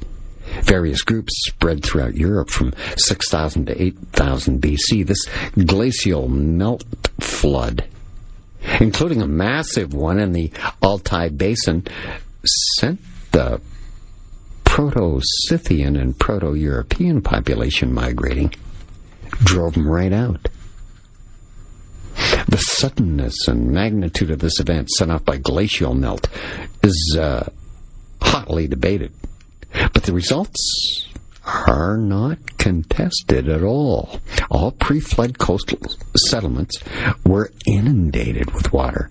Some call it Noah's flood, but it's more likely associated with the abyssal impact of a comet whose remains are seen in the Indian Ocean in Burkle Crater. That's the event I talked about earlier that coincides with the Enuma Elish and Epic of Gilgamesh, which tells you of the great flood that, destroyed Atlantis. The Enuma Elish, a Mesopotamian creation myth from around 1900 BC. It relates how the primal waters of Tiamat, she who bore them all, and Apsu, their begetter, commingle as a single body and thus become the soul matrix from which everything emerged. The verse accompanying the figure heightens the correspondence between the alchemical fountain and the hierogamy that produced all life. We are the metal's first nature and only source, the waters. The highest tincture of the art is made through us. For uncounted eons, man's witnessed the nightly drama of the heavenly bodies, the fixed and wandering stars, watching back. They're held in awe as periodically great catastrophes descended on earth from the heavens. Eventually an order was extracted from these nightly wanderings, and man sought magically to reflect his heavenly order here on earth and hold catastrophe at bay. It's the Spaceman on Talk Radio, AM 640, with more on the celestial religion theory. Yes, Spaceman, this is Talk Radio, AM 640. Emails to spaceman at 640toronto.com or space at 640toronto.com. So for a long, long period of mankind's history, witnessed the nightly drama of the heavenly bodies, the fixed and wandering stars watching us back. And they were held in awe. Eventually, an order was extracted from these nightly wanderings of these stars, and man sought to magically reflect this heavenly order here on earth and maybe hold catastrophe at bay, as I said.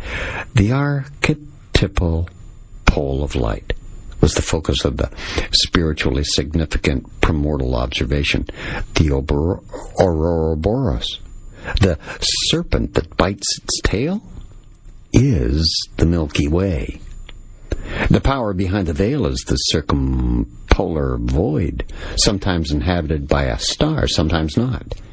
We now know the true center of our galaxy is a massive black hole, we're told, through which the galaxy consumes itself. I call it draconian magic.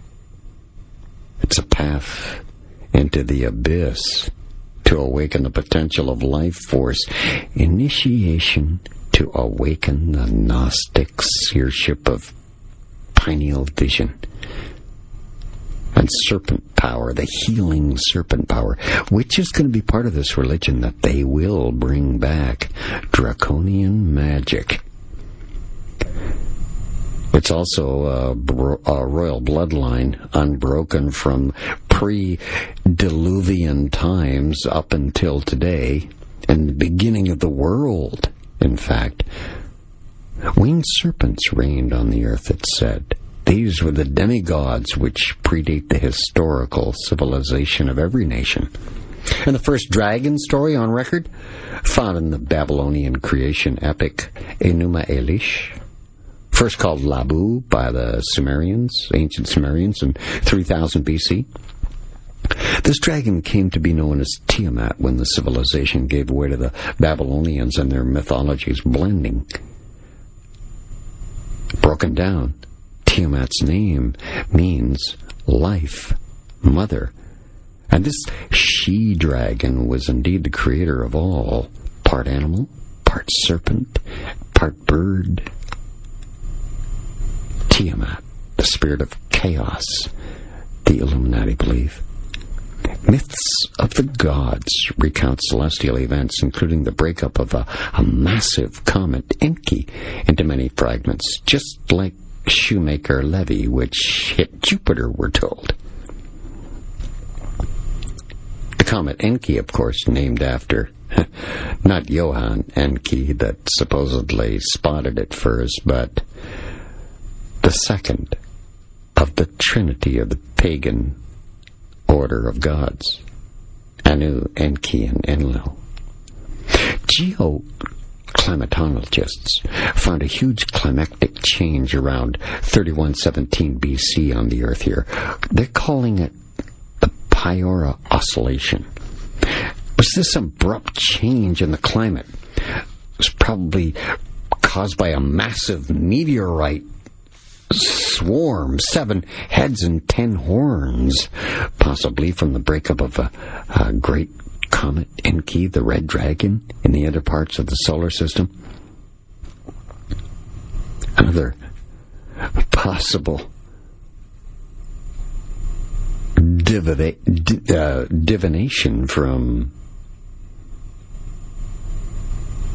the King James Version of the Bible's Revelations chapter. Archaeologists have confirmed the presence of a widespread layer of riverine silt deposits shortly after the Piora Oscillation, interrupting the sequence of settlements that left a few feet of yellow sediment in the cities of Shuruppak and Uruk and extended as far north as Kish in ancient Iraq. And the recent detected undersea Burkle crater I talked about earlier, 1,500 clicks southeast of Madagascar, could be the abysmal impact crater of one of the parts of Typhon, the comet that crashed into the sea, causing massive rainstorms, darkness, and a huge tsunami with waves more than 200 meters high, we're told. The whole Earth seethed. Sky and sea, and the long waves raged along the beaches round and about, and the rush of the deathless gods arose an endless shaking. Hesiod wrote that. Now, at the time, the Earth was also at the end of a 1,500-year climatic cycle, caused by the wobble of the axis of the Earth, we were told. This cycle generates earthquakes rising the sea level and a sudden change in the climate. At that time, the Earth, highly vulnerable. The huge impact of Comet Typhon triggered earthquake storms all over the world were informed. Before the flood, things were very different. The immortal gods and the humans lived for 4,000 years, between 7,000 BC and 3,000 BC, in the paradise of the Green Sahara. The nice climate in the Sahara made it possible that fruits, plants, vegetables, and animals were so plentiful that there was no need to work hard to eke out a living. It was all there, lush and plentiful in the Green Sahara. After 3117 BC, the Green Sahara suddenly transforms into, yes, what we know today, a desert, because the weather patterns on Earth changed completely.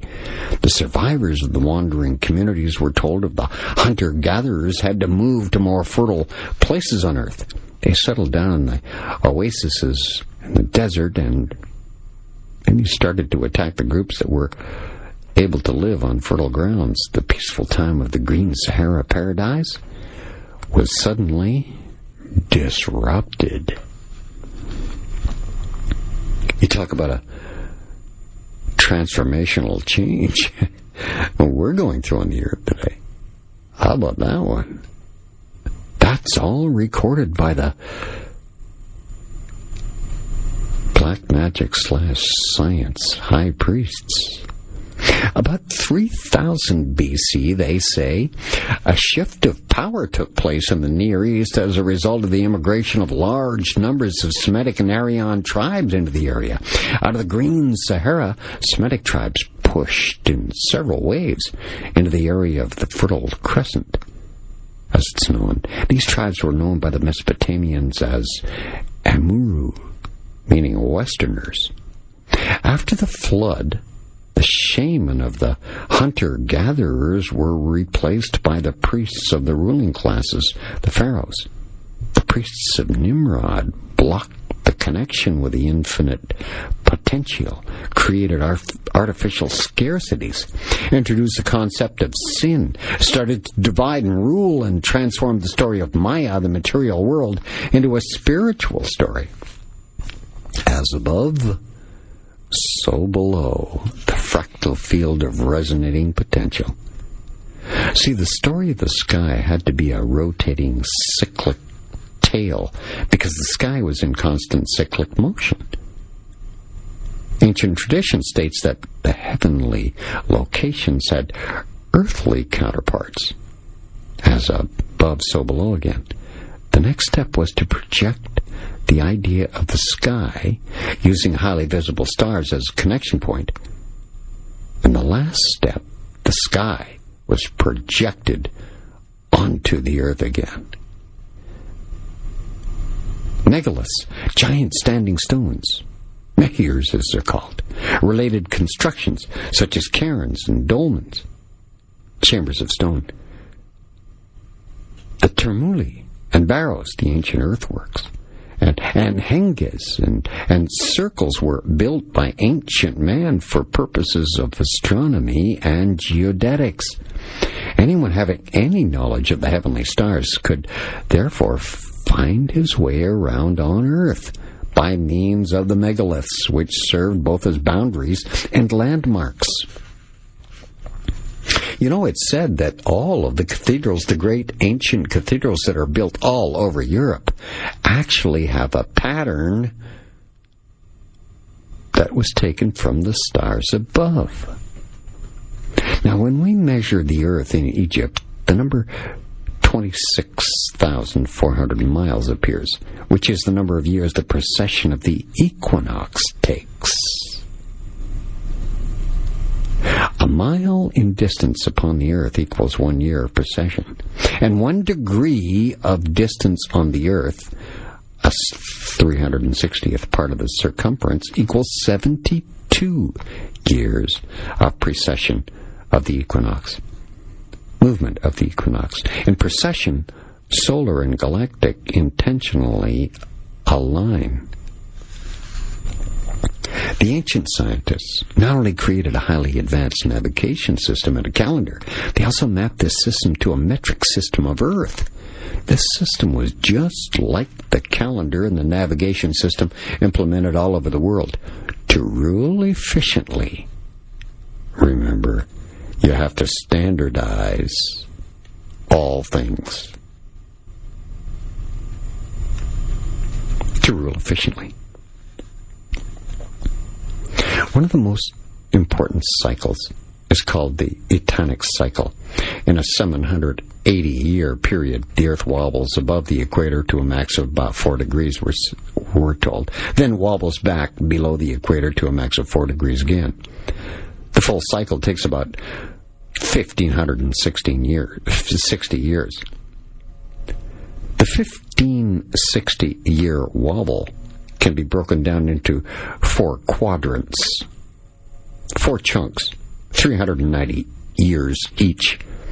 And to the Mayan calendar, the 8th part of 130 years. So the constant movement by Earth above and below the equator shifts the exposure of different areas of the planet to annual sunlight. It then also generates a lot of tectonic stress, earthquakes, from the planet's core all the way to its surface, we're told. It's the Spaceman. This is Talk Radio AM 640. Return with more in a second. I'm going to got a call of Spaceman. It's Talk Radio AM 640. Please direct your emails to spaceman at 640toronto.com or space at 640toronto.com. Now, the year 3117 BC, the Illuminati believe this was a very special year, not only because of the special alignment of the Sun and Earth at that time, 3117 BC. There are 5,280 feet to the mile, right? This number is 1/5 of the duration of the precession cycle, the periodicity of the well-known economic Kondratiev cycle is about 5,280 over 100, which equals out to about 52.8 years. So, the number 5 is a very, very important number to the Illuminati. It is the number of the pentacle and the quintessence. It's the chai, the ether, the prana. 5 is the number of the center. The ancient scientist divided the precession cycle of the Earth into 5 stages. The stage that started at 3117 BC, the very important year, was the last phase before a new golden age would start. It was the 5th age of the precession. That very auspicious year, 3117 BC, was the start of human civilization, we're told. It was the time of the establishment of the Old Kingdom, the first writing in Sumeria, the first stellar observation systems, the Hindu Kali Yuga. The Dark Age began at that time as well. And the Illuminati believe also in syncretism. Syncretism is the belief that the majority of the world's religions can all be reconciled together. That is what they have in common, is more than what they do not have in common.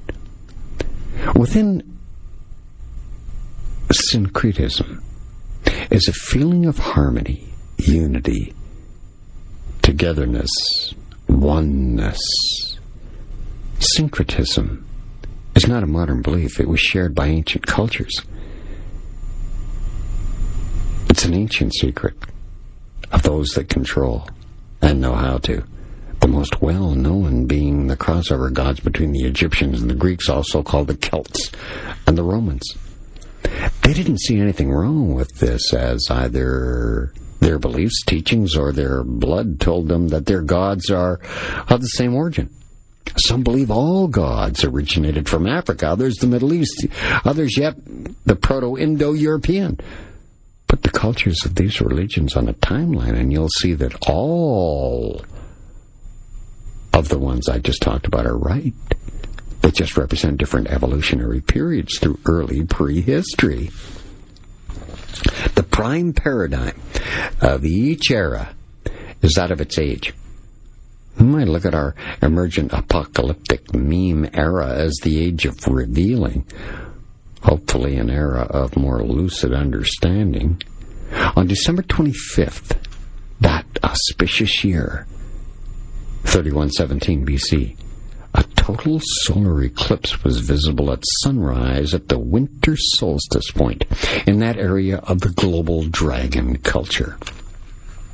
This date is the beginning of the Mayan calendar.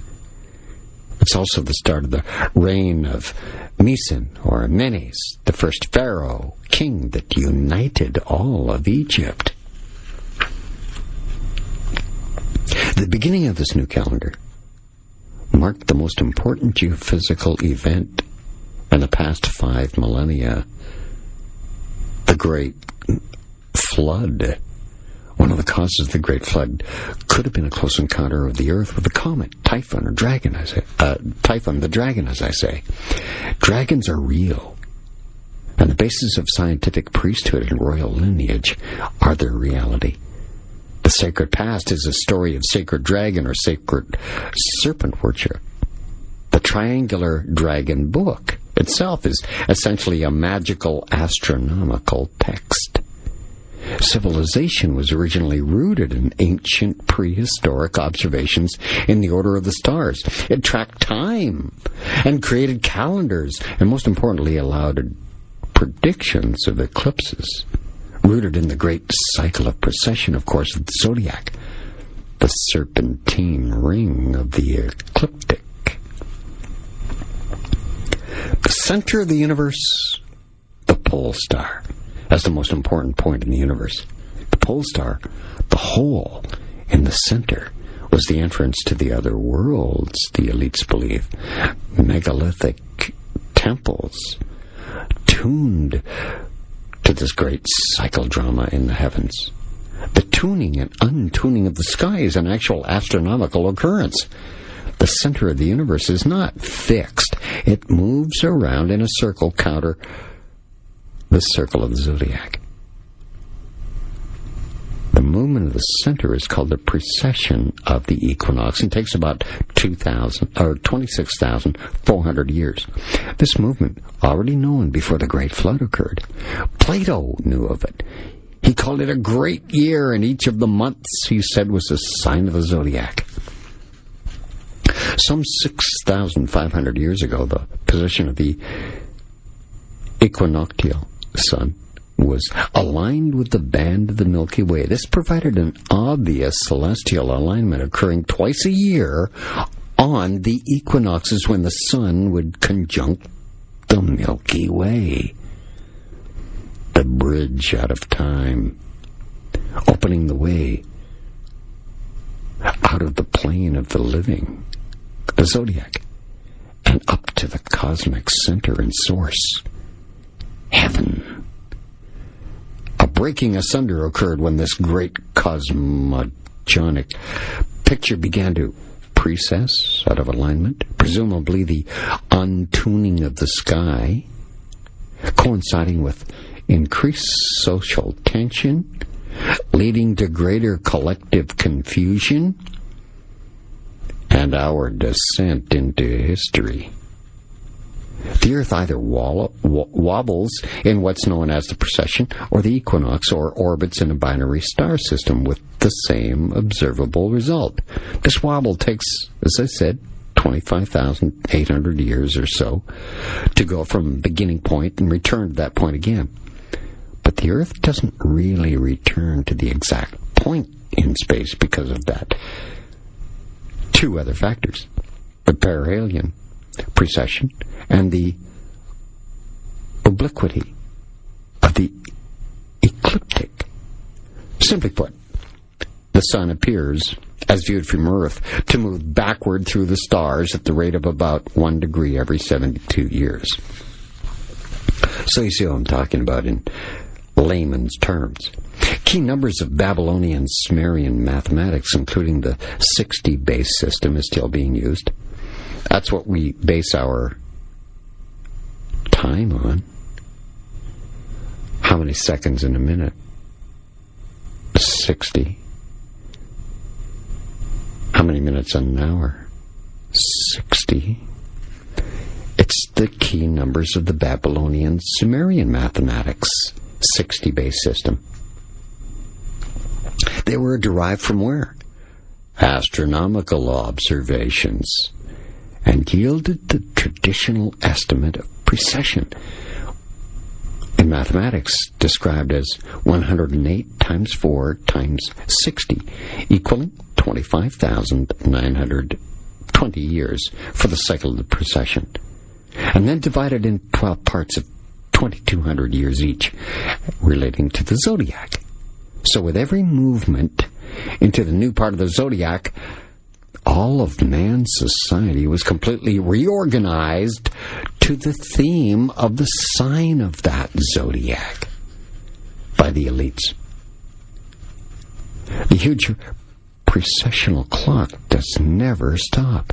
The axis of the Earth slowly changes its orientation in space, all right, either directly due to a precession on Earth's polar axis, or indirectly as a result of our entire solar system moving around a point X, say, in space. Earth is like a gyroscope. Earth is supposed to precess opposite to its direction of rotation. So the period of its complete precession cycle takes about 25,800 years, as I say. During this great year time period, Earth supposedly goes through one retrograding rotation relative to the inertial system of the fixed stars. What's more, additional time, an interval of 1 year, about 365 days, must occur simultaneously. But since this time interval cannot be substantiated by actual time measurement, the theory of the Earth's precession does not have a proven scientific foundation. But it was all accepted by all cultures in antiquity. Could it be ancient electional science back then? Hamlet's mill describes a cycle with the precessional shifting of the crossroads of the ecliptic and equator, an archetypal triangle, a grand trine associated with the precession. The trigon of the great conjunction, the revolution of the trigon is built up by great conjunctions of Saturn and Jupiter. See, this trigon of great conjunctions is an instrument by which a person could narrow down the almost imperceptible tempo, the timing of the precession. To move through the whole zodiac, one of the angles of the trigon needs approximately 3 times 794 1/3, which equals out to 2383. 2,383 years. That comes tolerably near to 1 double hour of the greatest day of the procession of 25,900 years. There's more next on Talk Radio AM 640. It's the Spaceman. With the identity of an age with a particular zodiac constellation. I'm the guy to call Spaceman. It's Talk Radio AM 640. Emails to space@640toronto.com or spaceman@640toronto.com. You know, the foremost dragon of ancient Egypt was Apep. It's got many other names, too, including the sea serpent. Holding a grudge against Ra, the sun god, Apep, the dragon, attempted to swallow him every night as he made his trip through the underworld. When he succeeded, an eclipse occurs, of course, blocking out the sun god Ra. So in contrast to Apep, there's Mayhem, a serpent dragon. Often Mayhem is depicted coiled around the boat of the sun, which Ra traveled on nightly across the sky. His protectorate of Ra, Mayhem was. Ra also encountered the guardians of the gates of the underworld on his journey across the sky. Serpents also known to watch the dead. Such were the Lakuli, as they were called, the Egyptian winged serpents, which can often be found on the tombs of the departed dead people. There was also Wadjet, who was also a symbol of rulership, and in addition to being a guardian, often pharaohs themselves would have her symbol on their crowns. And the foremost Babylonian tale, of course, is Tiamat and Apsu. They were the waters. Apsu was the sweet water, while Tiamat was the salt water. And together they created the gods. After a great struggle, Marduk emerges victorious over Tiamat and her monsters. He gathers all the monsters within his fishnets, and he cut Tiamat in half. With one half, he creates the earth. With the other half, he creates the heavens. Epic of Gilgamesh, the most famous Babylonian tale, dates back to 2000 BC. In this ancient story, the dragon known as Humbaba appears. Humbaba was a sort of dragon mix, being that he had a body of a lion, but was covered with horny scales. His claws and feet were that of a vulture, and his tail ended with the head of a snake. As well, he had the horns of a bull on his head and walked upright on his hind legs. Ophite, the serpent-worshipping temples of Syria, serpent worshippers were known as Hivites, linked to the root word Hiva, which comes from the biblical name of Eve, equated with the female serpent. In India, serpent deities are known as the Naga. The physical snake renews and sloughs its skin and is thought to prevent and cure disease. The knowledge of amazing regenerative properties of the various parts of the snakes have been discovered in hundreds of ancient medical material. Alchemical texts wrote about it. Hidden within the folklore, too, are these stories. The Native American medicine wheel echoes the cross within a circle. And somewhere around 250 A.D., the Quetzalcoatl became a very important god to the Mayans and the Aztecs. He did many things and operated also under the names of Kukulkan, Ecalcatl, and the Lord of the Dawn. Serpent mounds were subterranean passages that terminated at the root of heaven, referred to as the Snake's Hole, while Snake Heaven was known as Patala. Wotan was only allowed entry because he was the son of a snake, from which he can infer He was an initiate of the serpent cult on his way up. The venom of the snake was used as an elixir to help prevent disease through boosting the immune system with high levels of protein. And secondly, mixing neurotoxic venom with the blood of the snake or mammalian host, such as a horse, say, brings on altered states of consciousness. Sort of like certain drugs used by shamans across the world from ancient times. Visions of the underworlds seen in such trances are often depicted as tombs, wombs, or caves within which sometimes benevolent, sometimes terrible serpents are encountered. In any discussion that contains serpent wisdom, you've got to mention the ancient Hindu Kundalini practice. The Kundalini means simply coiled serpent, of course. And in the Indian system, the idea and Pingala energy through serpent channels are raised up and down the spine to raise the consciousness of the initiate. The dual serpentine caduceus is known to all health practitioners the world over, of course. You know the one. The American Medical Association has it as their symbol. It's the staff with the two snakes coiling around it. Daemon, Latin, is divinity inverted.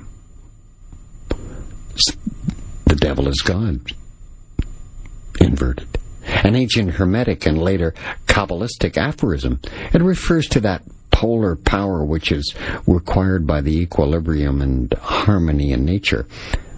The one, when manifested, becomes two. And from the two are unfolded or evolved all the sequence of manifest existence. Spirit and matter, good and evil, as distinct conceptions, exist only by their mutual contrast. There's no evil per se, but the human notion of essential evil arises from our inability to take in the whole at a single glance. See, that's the new religion. That there is no good. There is no evil. Only thinking makes it so. That's why now coming over and going over to the dark side is so much more, well, glamorous and so much more desired by people these days. And Daemon is really a symbol to all formative power, from the highest to the lowest. It's the aphorism. It denotes the formative rays in their manifestation in and on the lower planes of Prakriti, called by contrast the nether pole. Western monotheism, having anthropomorphized the higher creative powers into a personal god, personified those lower powers into the devil and demonic power. But Satan, or the adversary, is only God's messenger. The Illuminati wants you to believe because what is below reflects what is above. This aphorism, then, states that all the manifested universe is the representation or material inversion of reflection of the divine essence, which in their aggregate compose the spiritual background and causal forces of the universe. In Plato's Timaeus, the myth of Phaethon is followed by a story of Atlantis, the island continent that sank into the sea following a cataclysmic catastrophe of earthquakes and floods. The story, according to Plato, was true, but in some sense it was, I don't know, far-fetched, stretched, if you like. In search of an answer to this ever-perplexing mystery and curious to learn, more about the foundations of Western philosophy, I went into the ancient Greek myths. The Atlantis Secret. It's a book which not only contains a complete decoding of the Atlantis story, but also a complete decoding of all Greek myths, mysteries, and mysticism. What's the link between Atlantis and the Greek myths? The answer when I get right back. It's Talk Radio AM 640 on Space. Please direct your emails to spaceman at 640toronto.com or space at 640toronto.com. And thank you so much for that one you have sent tonight, and I really appreciate it. So I said before the break, significantly, one of these dates, 3900 to 3600 BC, marked the formative phase of the ancient Sumerian and the ancient Egyptian civilizations. Now, the two high priests that are out on the forefront of this, pushing this agenda of history repeating itself, going back to the past, into the future, you can see it, therefore back to the future. This pair of high priests, Klub and Napier, their description of what ancient man would have witnessed in the skies, they call it the slow evolution of the cometary orbits, ensuring that at a few brief epochs in the past, the orbital tracks of the major comet and Earth intersect.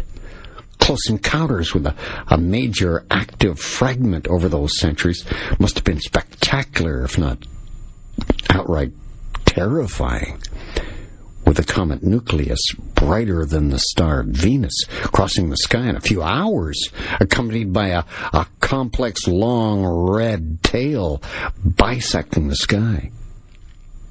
Meteor storms of ferocious intensity recurring annually when the Earth crosses the debris of that comet must have taken place during those epochs.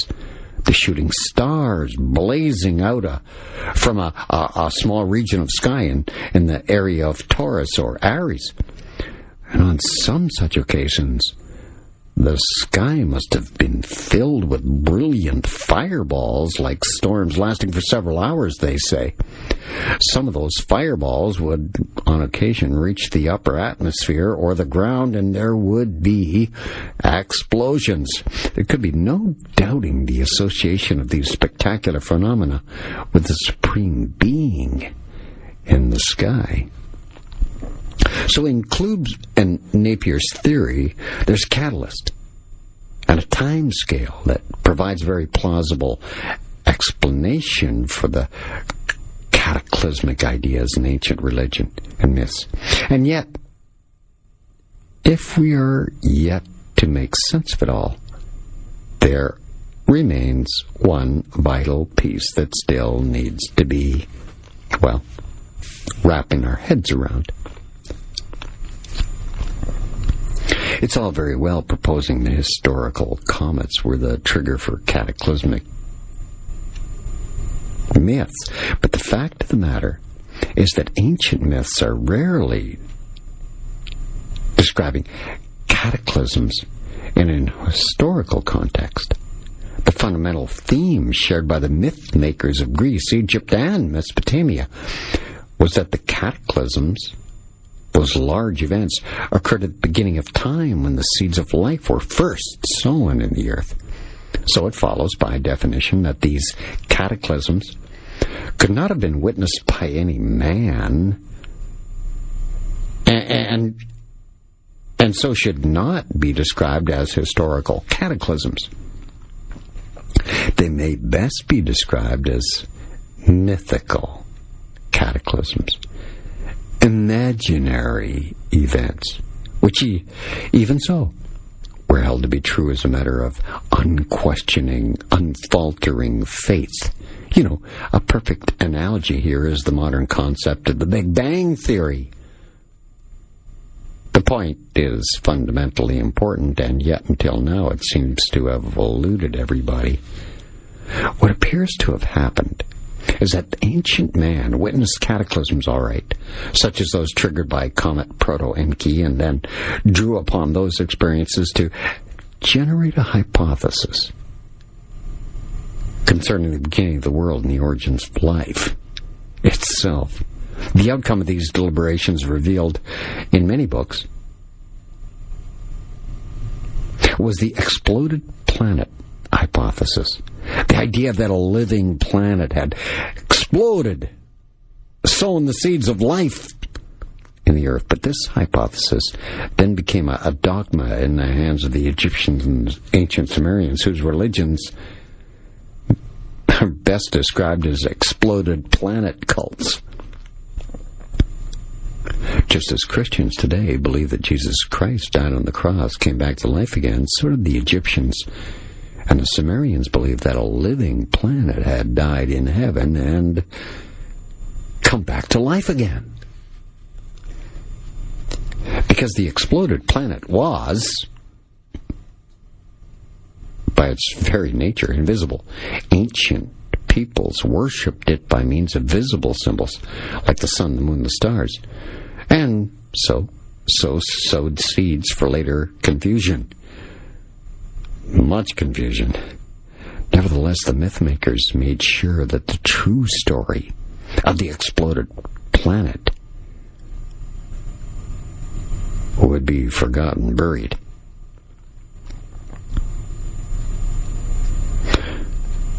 In the belief in heaven as an Earth-like planet, particularly evident in Egyptian tombs, and in the description of heaven and earth as twins, and the use of the identical metaphors to refer to both heaven and earth.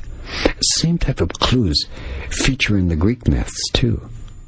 In Theogony, Hesiod referred to Uranus as the mountain of heaven, as one equal to Gaia, the earth, implying that Uranus, too, was a planet.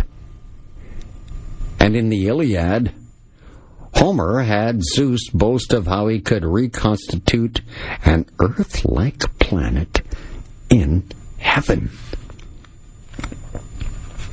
Or, come on, try it, gods.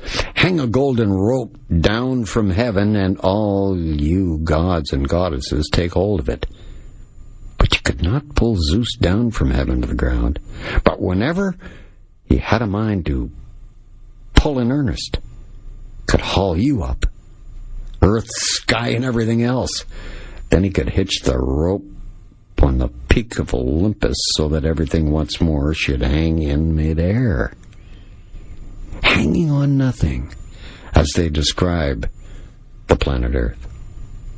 Whether Homer knew it or not, he had described the exploded planet to a T, as indeed would several famous philosophers in the 6th to 4th centuries BC. Anaximander, for example, described how all things begun with the tearing apart of a mysterious mass called the unlimited. A nuclear reaction inside the unlimited had caused it to produce a sphere of flame which first surrounded it, then exploded it into rings of fire. These rings of fire have then fallen to earth and become buried in the underworld. It's where they gave birth to the fiery lights of heavens, the idea of the sun, the moon, the stars. Empedocles, in a similar way, described how all things began with a god sphere, which had been torn apart by the forces of strife. Strife waxed mightily in the members of the sphere, he said. They all trembled in turn. As a result of this discord, the elements of the air, fire, earth, and water had been born, culminating in all material things on the earth. Anaxagoras, another one, he suggests that in the beginning of time the universe had lifted towards the south in order that some parts might become uninhabitable and others habitable. So his famous line, all things were together. After a visit to Egypt, he returned to Greece to declare that meteorites had seeded the beginnings of all life on Earth. Panspermia, the life force transported by by space rocks that crash into Earth to bring life on Earth. And then there was Plato, the author of the Atlantis story. In his famous theory of forms, he envisaged all things on Earth as being corrupt copies of perfect originals which existed in the heavenly world of forms. This is the world of the perfect. Archetypes. An invisible metaphysical construct which lay beyond the physical, visible heavens. And Plato wrote and described it explicitly as an Earth-like planet, which he called the true heaven, the true light, and the true Earth. Researchers, by their own admission, have been baffled by these ideas. But you gotta say that the theory of forms is the exploded planet cult to a T. The exploded planet cult is the Big Bang Theory. Many of the Plato ideas were Pythagorean. That's where it got its origin. And there's no coincidence that a Pythagorean theory of cosmology dominates Plato's Timaeus, in which the story of Atlantis is, of course, told.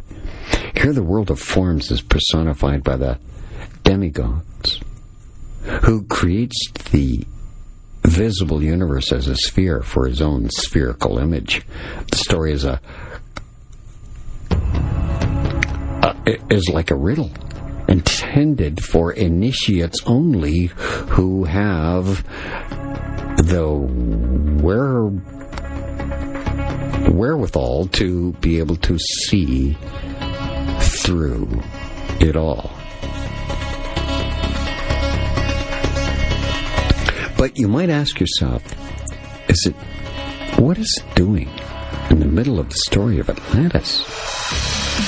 The answer is revealed in The Atlantic Secret, the book, and that's next on Talk Radio AM 640. I'm the Spaceman. I'm the guy we call the Spaceman. It's Talk Radio AM 640. Final segment in tonight's show. As I was saying before the break, Plato, the author of the Atlantis story and his famous theory of forms, envisaged all things on Earth as being corrupt copies of the perfect originals which existed in the heavenly world of forms. So the world of the perfect archetype was an invisible construct, beyond the visible heavens. And many of Plato's ideas were Pythagorean. It's no coincidence that a Pythagorean theory of cosmogony dominated Plato's Timaeus, in which the story of Atlanta is told, which is one great big riddle intended for initiates only who have the eyes to see and the ears to hear. But what, as I said before the break, is it doing in the middle of the story about Atlantis? The answer is revealed in the book, The Atlantis Secret. And that is that Atlantis was no lost continent or lost civilization at all, but something far more important, a metaphor, in fact, for the lost planet that stood at the heart of the ancient religions. How did this metaphor work? The answer is not immediately obvious, but suffice to say, Plato was no historian or geographer either, but a mystic. Therefore, when he declared the story of Atlantis was true, he had a mystical truth in mind. So Plato, the true Atlantis, lay in heaven, in the invisible world of God and the gods. The mystery of the origins of the red dragon symbol, now on the flag of Wales, by the way, has perplexed many historians, writers, romanists, the archaeological community generally refrain from commenting on the most unusual emblem as it is, claiming it doesn't concern them. In the ancient Welsh language, it's known as Draggoch, red dragon. And at the University of Wales, the Welsh Dictionary, there are translations for the various uses of the Welsh word drag. Amongst them are common uses of the word, which is today taken just to mean a dragon. But in times past, it had been also used to refer to Melith, Dissa, meaning sheer lightning, and also Menlit, Didarnau, lightning unaccompanied by thunder. But the most interesting common usage of the word in earlier times, according to the authorities, is man-melith, the word used to refer to a meteorite. Makes sense, doesn't it?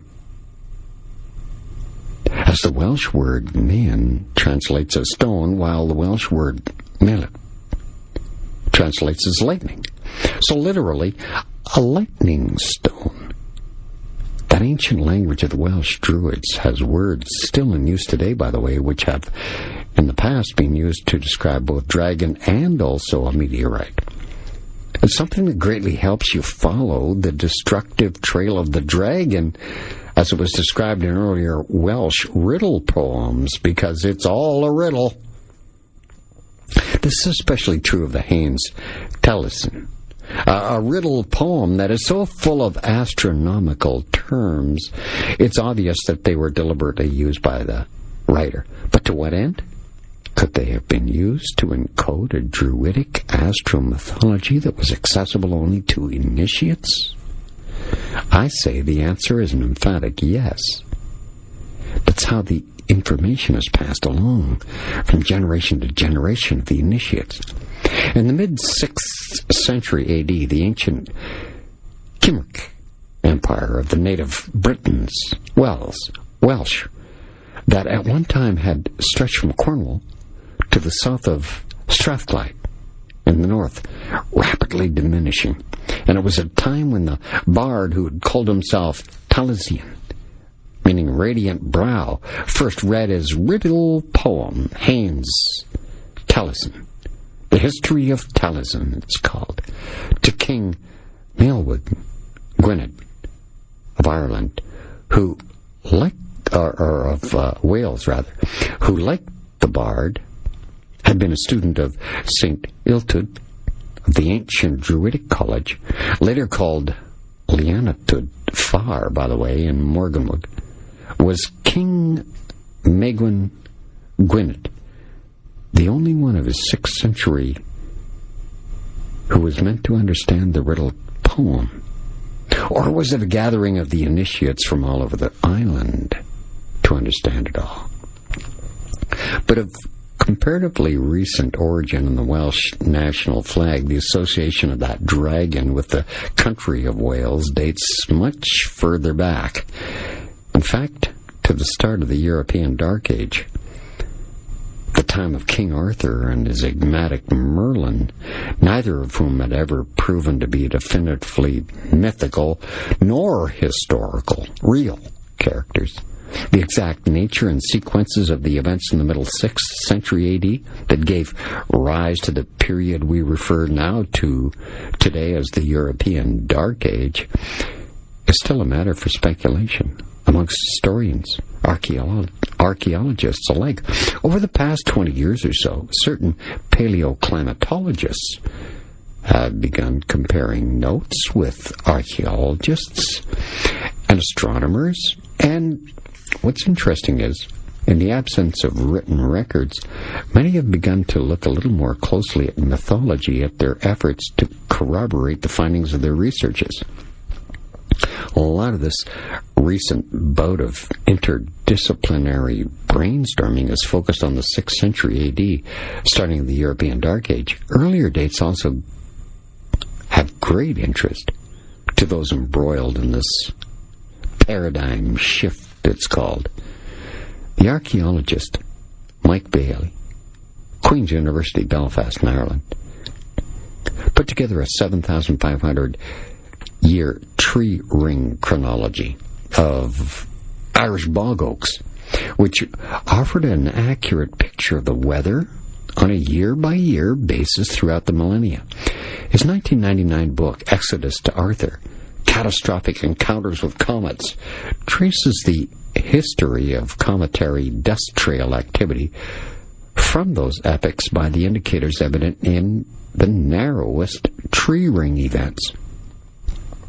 And this has been overlooked in a much greater detail over the past 6 years, and culminating in a book called The Celtic Gods, Comets, and Irish Mythology. I've read that, and wow, it's pretty far-fetched. Each year, see, a tree puts on another ring, and the better the weather preferred by the tree, the wider the ring for that year, supposedly. One of the most striking features of this most accurate of dating methods is its ability to detect past climactic downturns, evident in the narrow tree rings with that, bunched together over several consecutive years, indicating poor annual growth and environmental downturn, bad weather. Beginning in the year 536 AD and continuing through until 545, the dendrochronology record of the rings reveals a dramatic narrowest rings event that is corroborated by some of the findings of the Greenland ice sheet projects. There's a significant absence of any telltale volcanic acid spike in the ice core's record, suggesting an altogether different cause: dust loading of the stratosphere by minute particles of dust and other cometary debris. I'm talking about a comet hitting the Earth and causing that climate change. Climatologists, astronomers concur that this event bears all the hallmarks of what they call a cosmic winter scenario, when dust in the stratosphere blots out the sun, lowering the global temperature, hindering plant growth, and in so doing undermining agricultural societies. This has happened a number of times, we're told, as a result of a volcanic eruption, but it can also result from dust loading of the stratosphere caused when the Earth's orbital path encounters the trails of cometary debris, we're told, that literally boils off the ice and rubble comets as they approach the sun on their journeys through our solar system. And recently,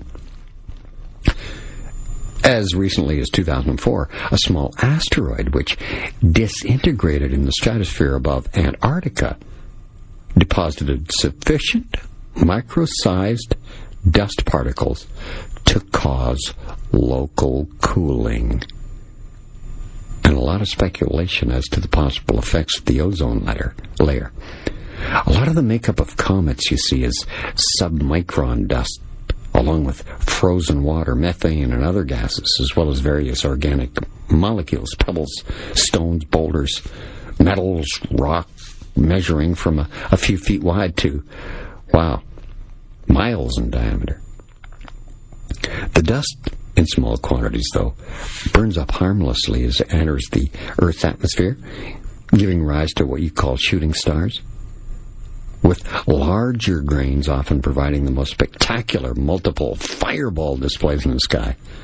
Much denser cometary debris trails can overload the upper atmosphere with dust veils, both locally and globally, causing cosmic winters, similar to those caused by a volcanic activity and a nuclear war scenario.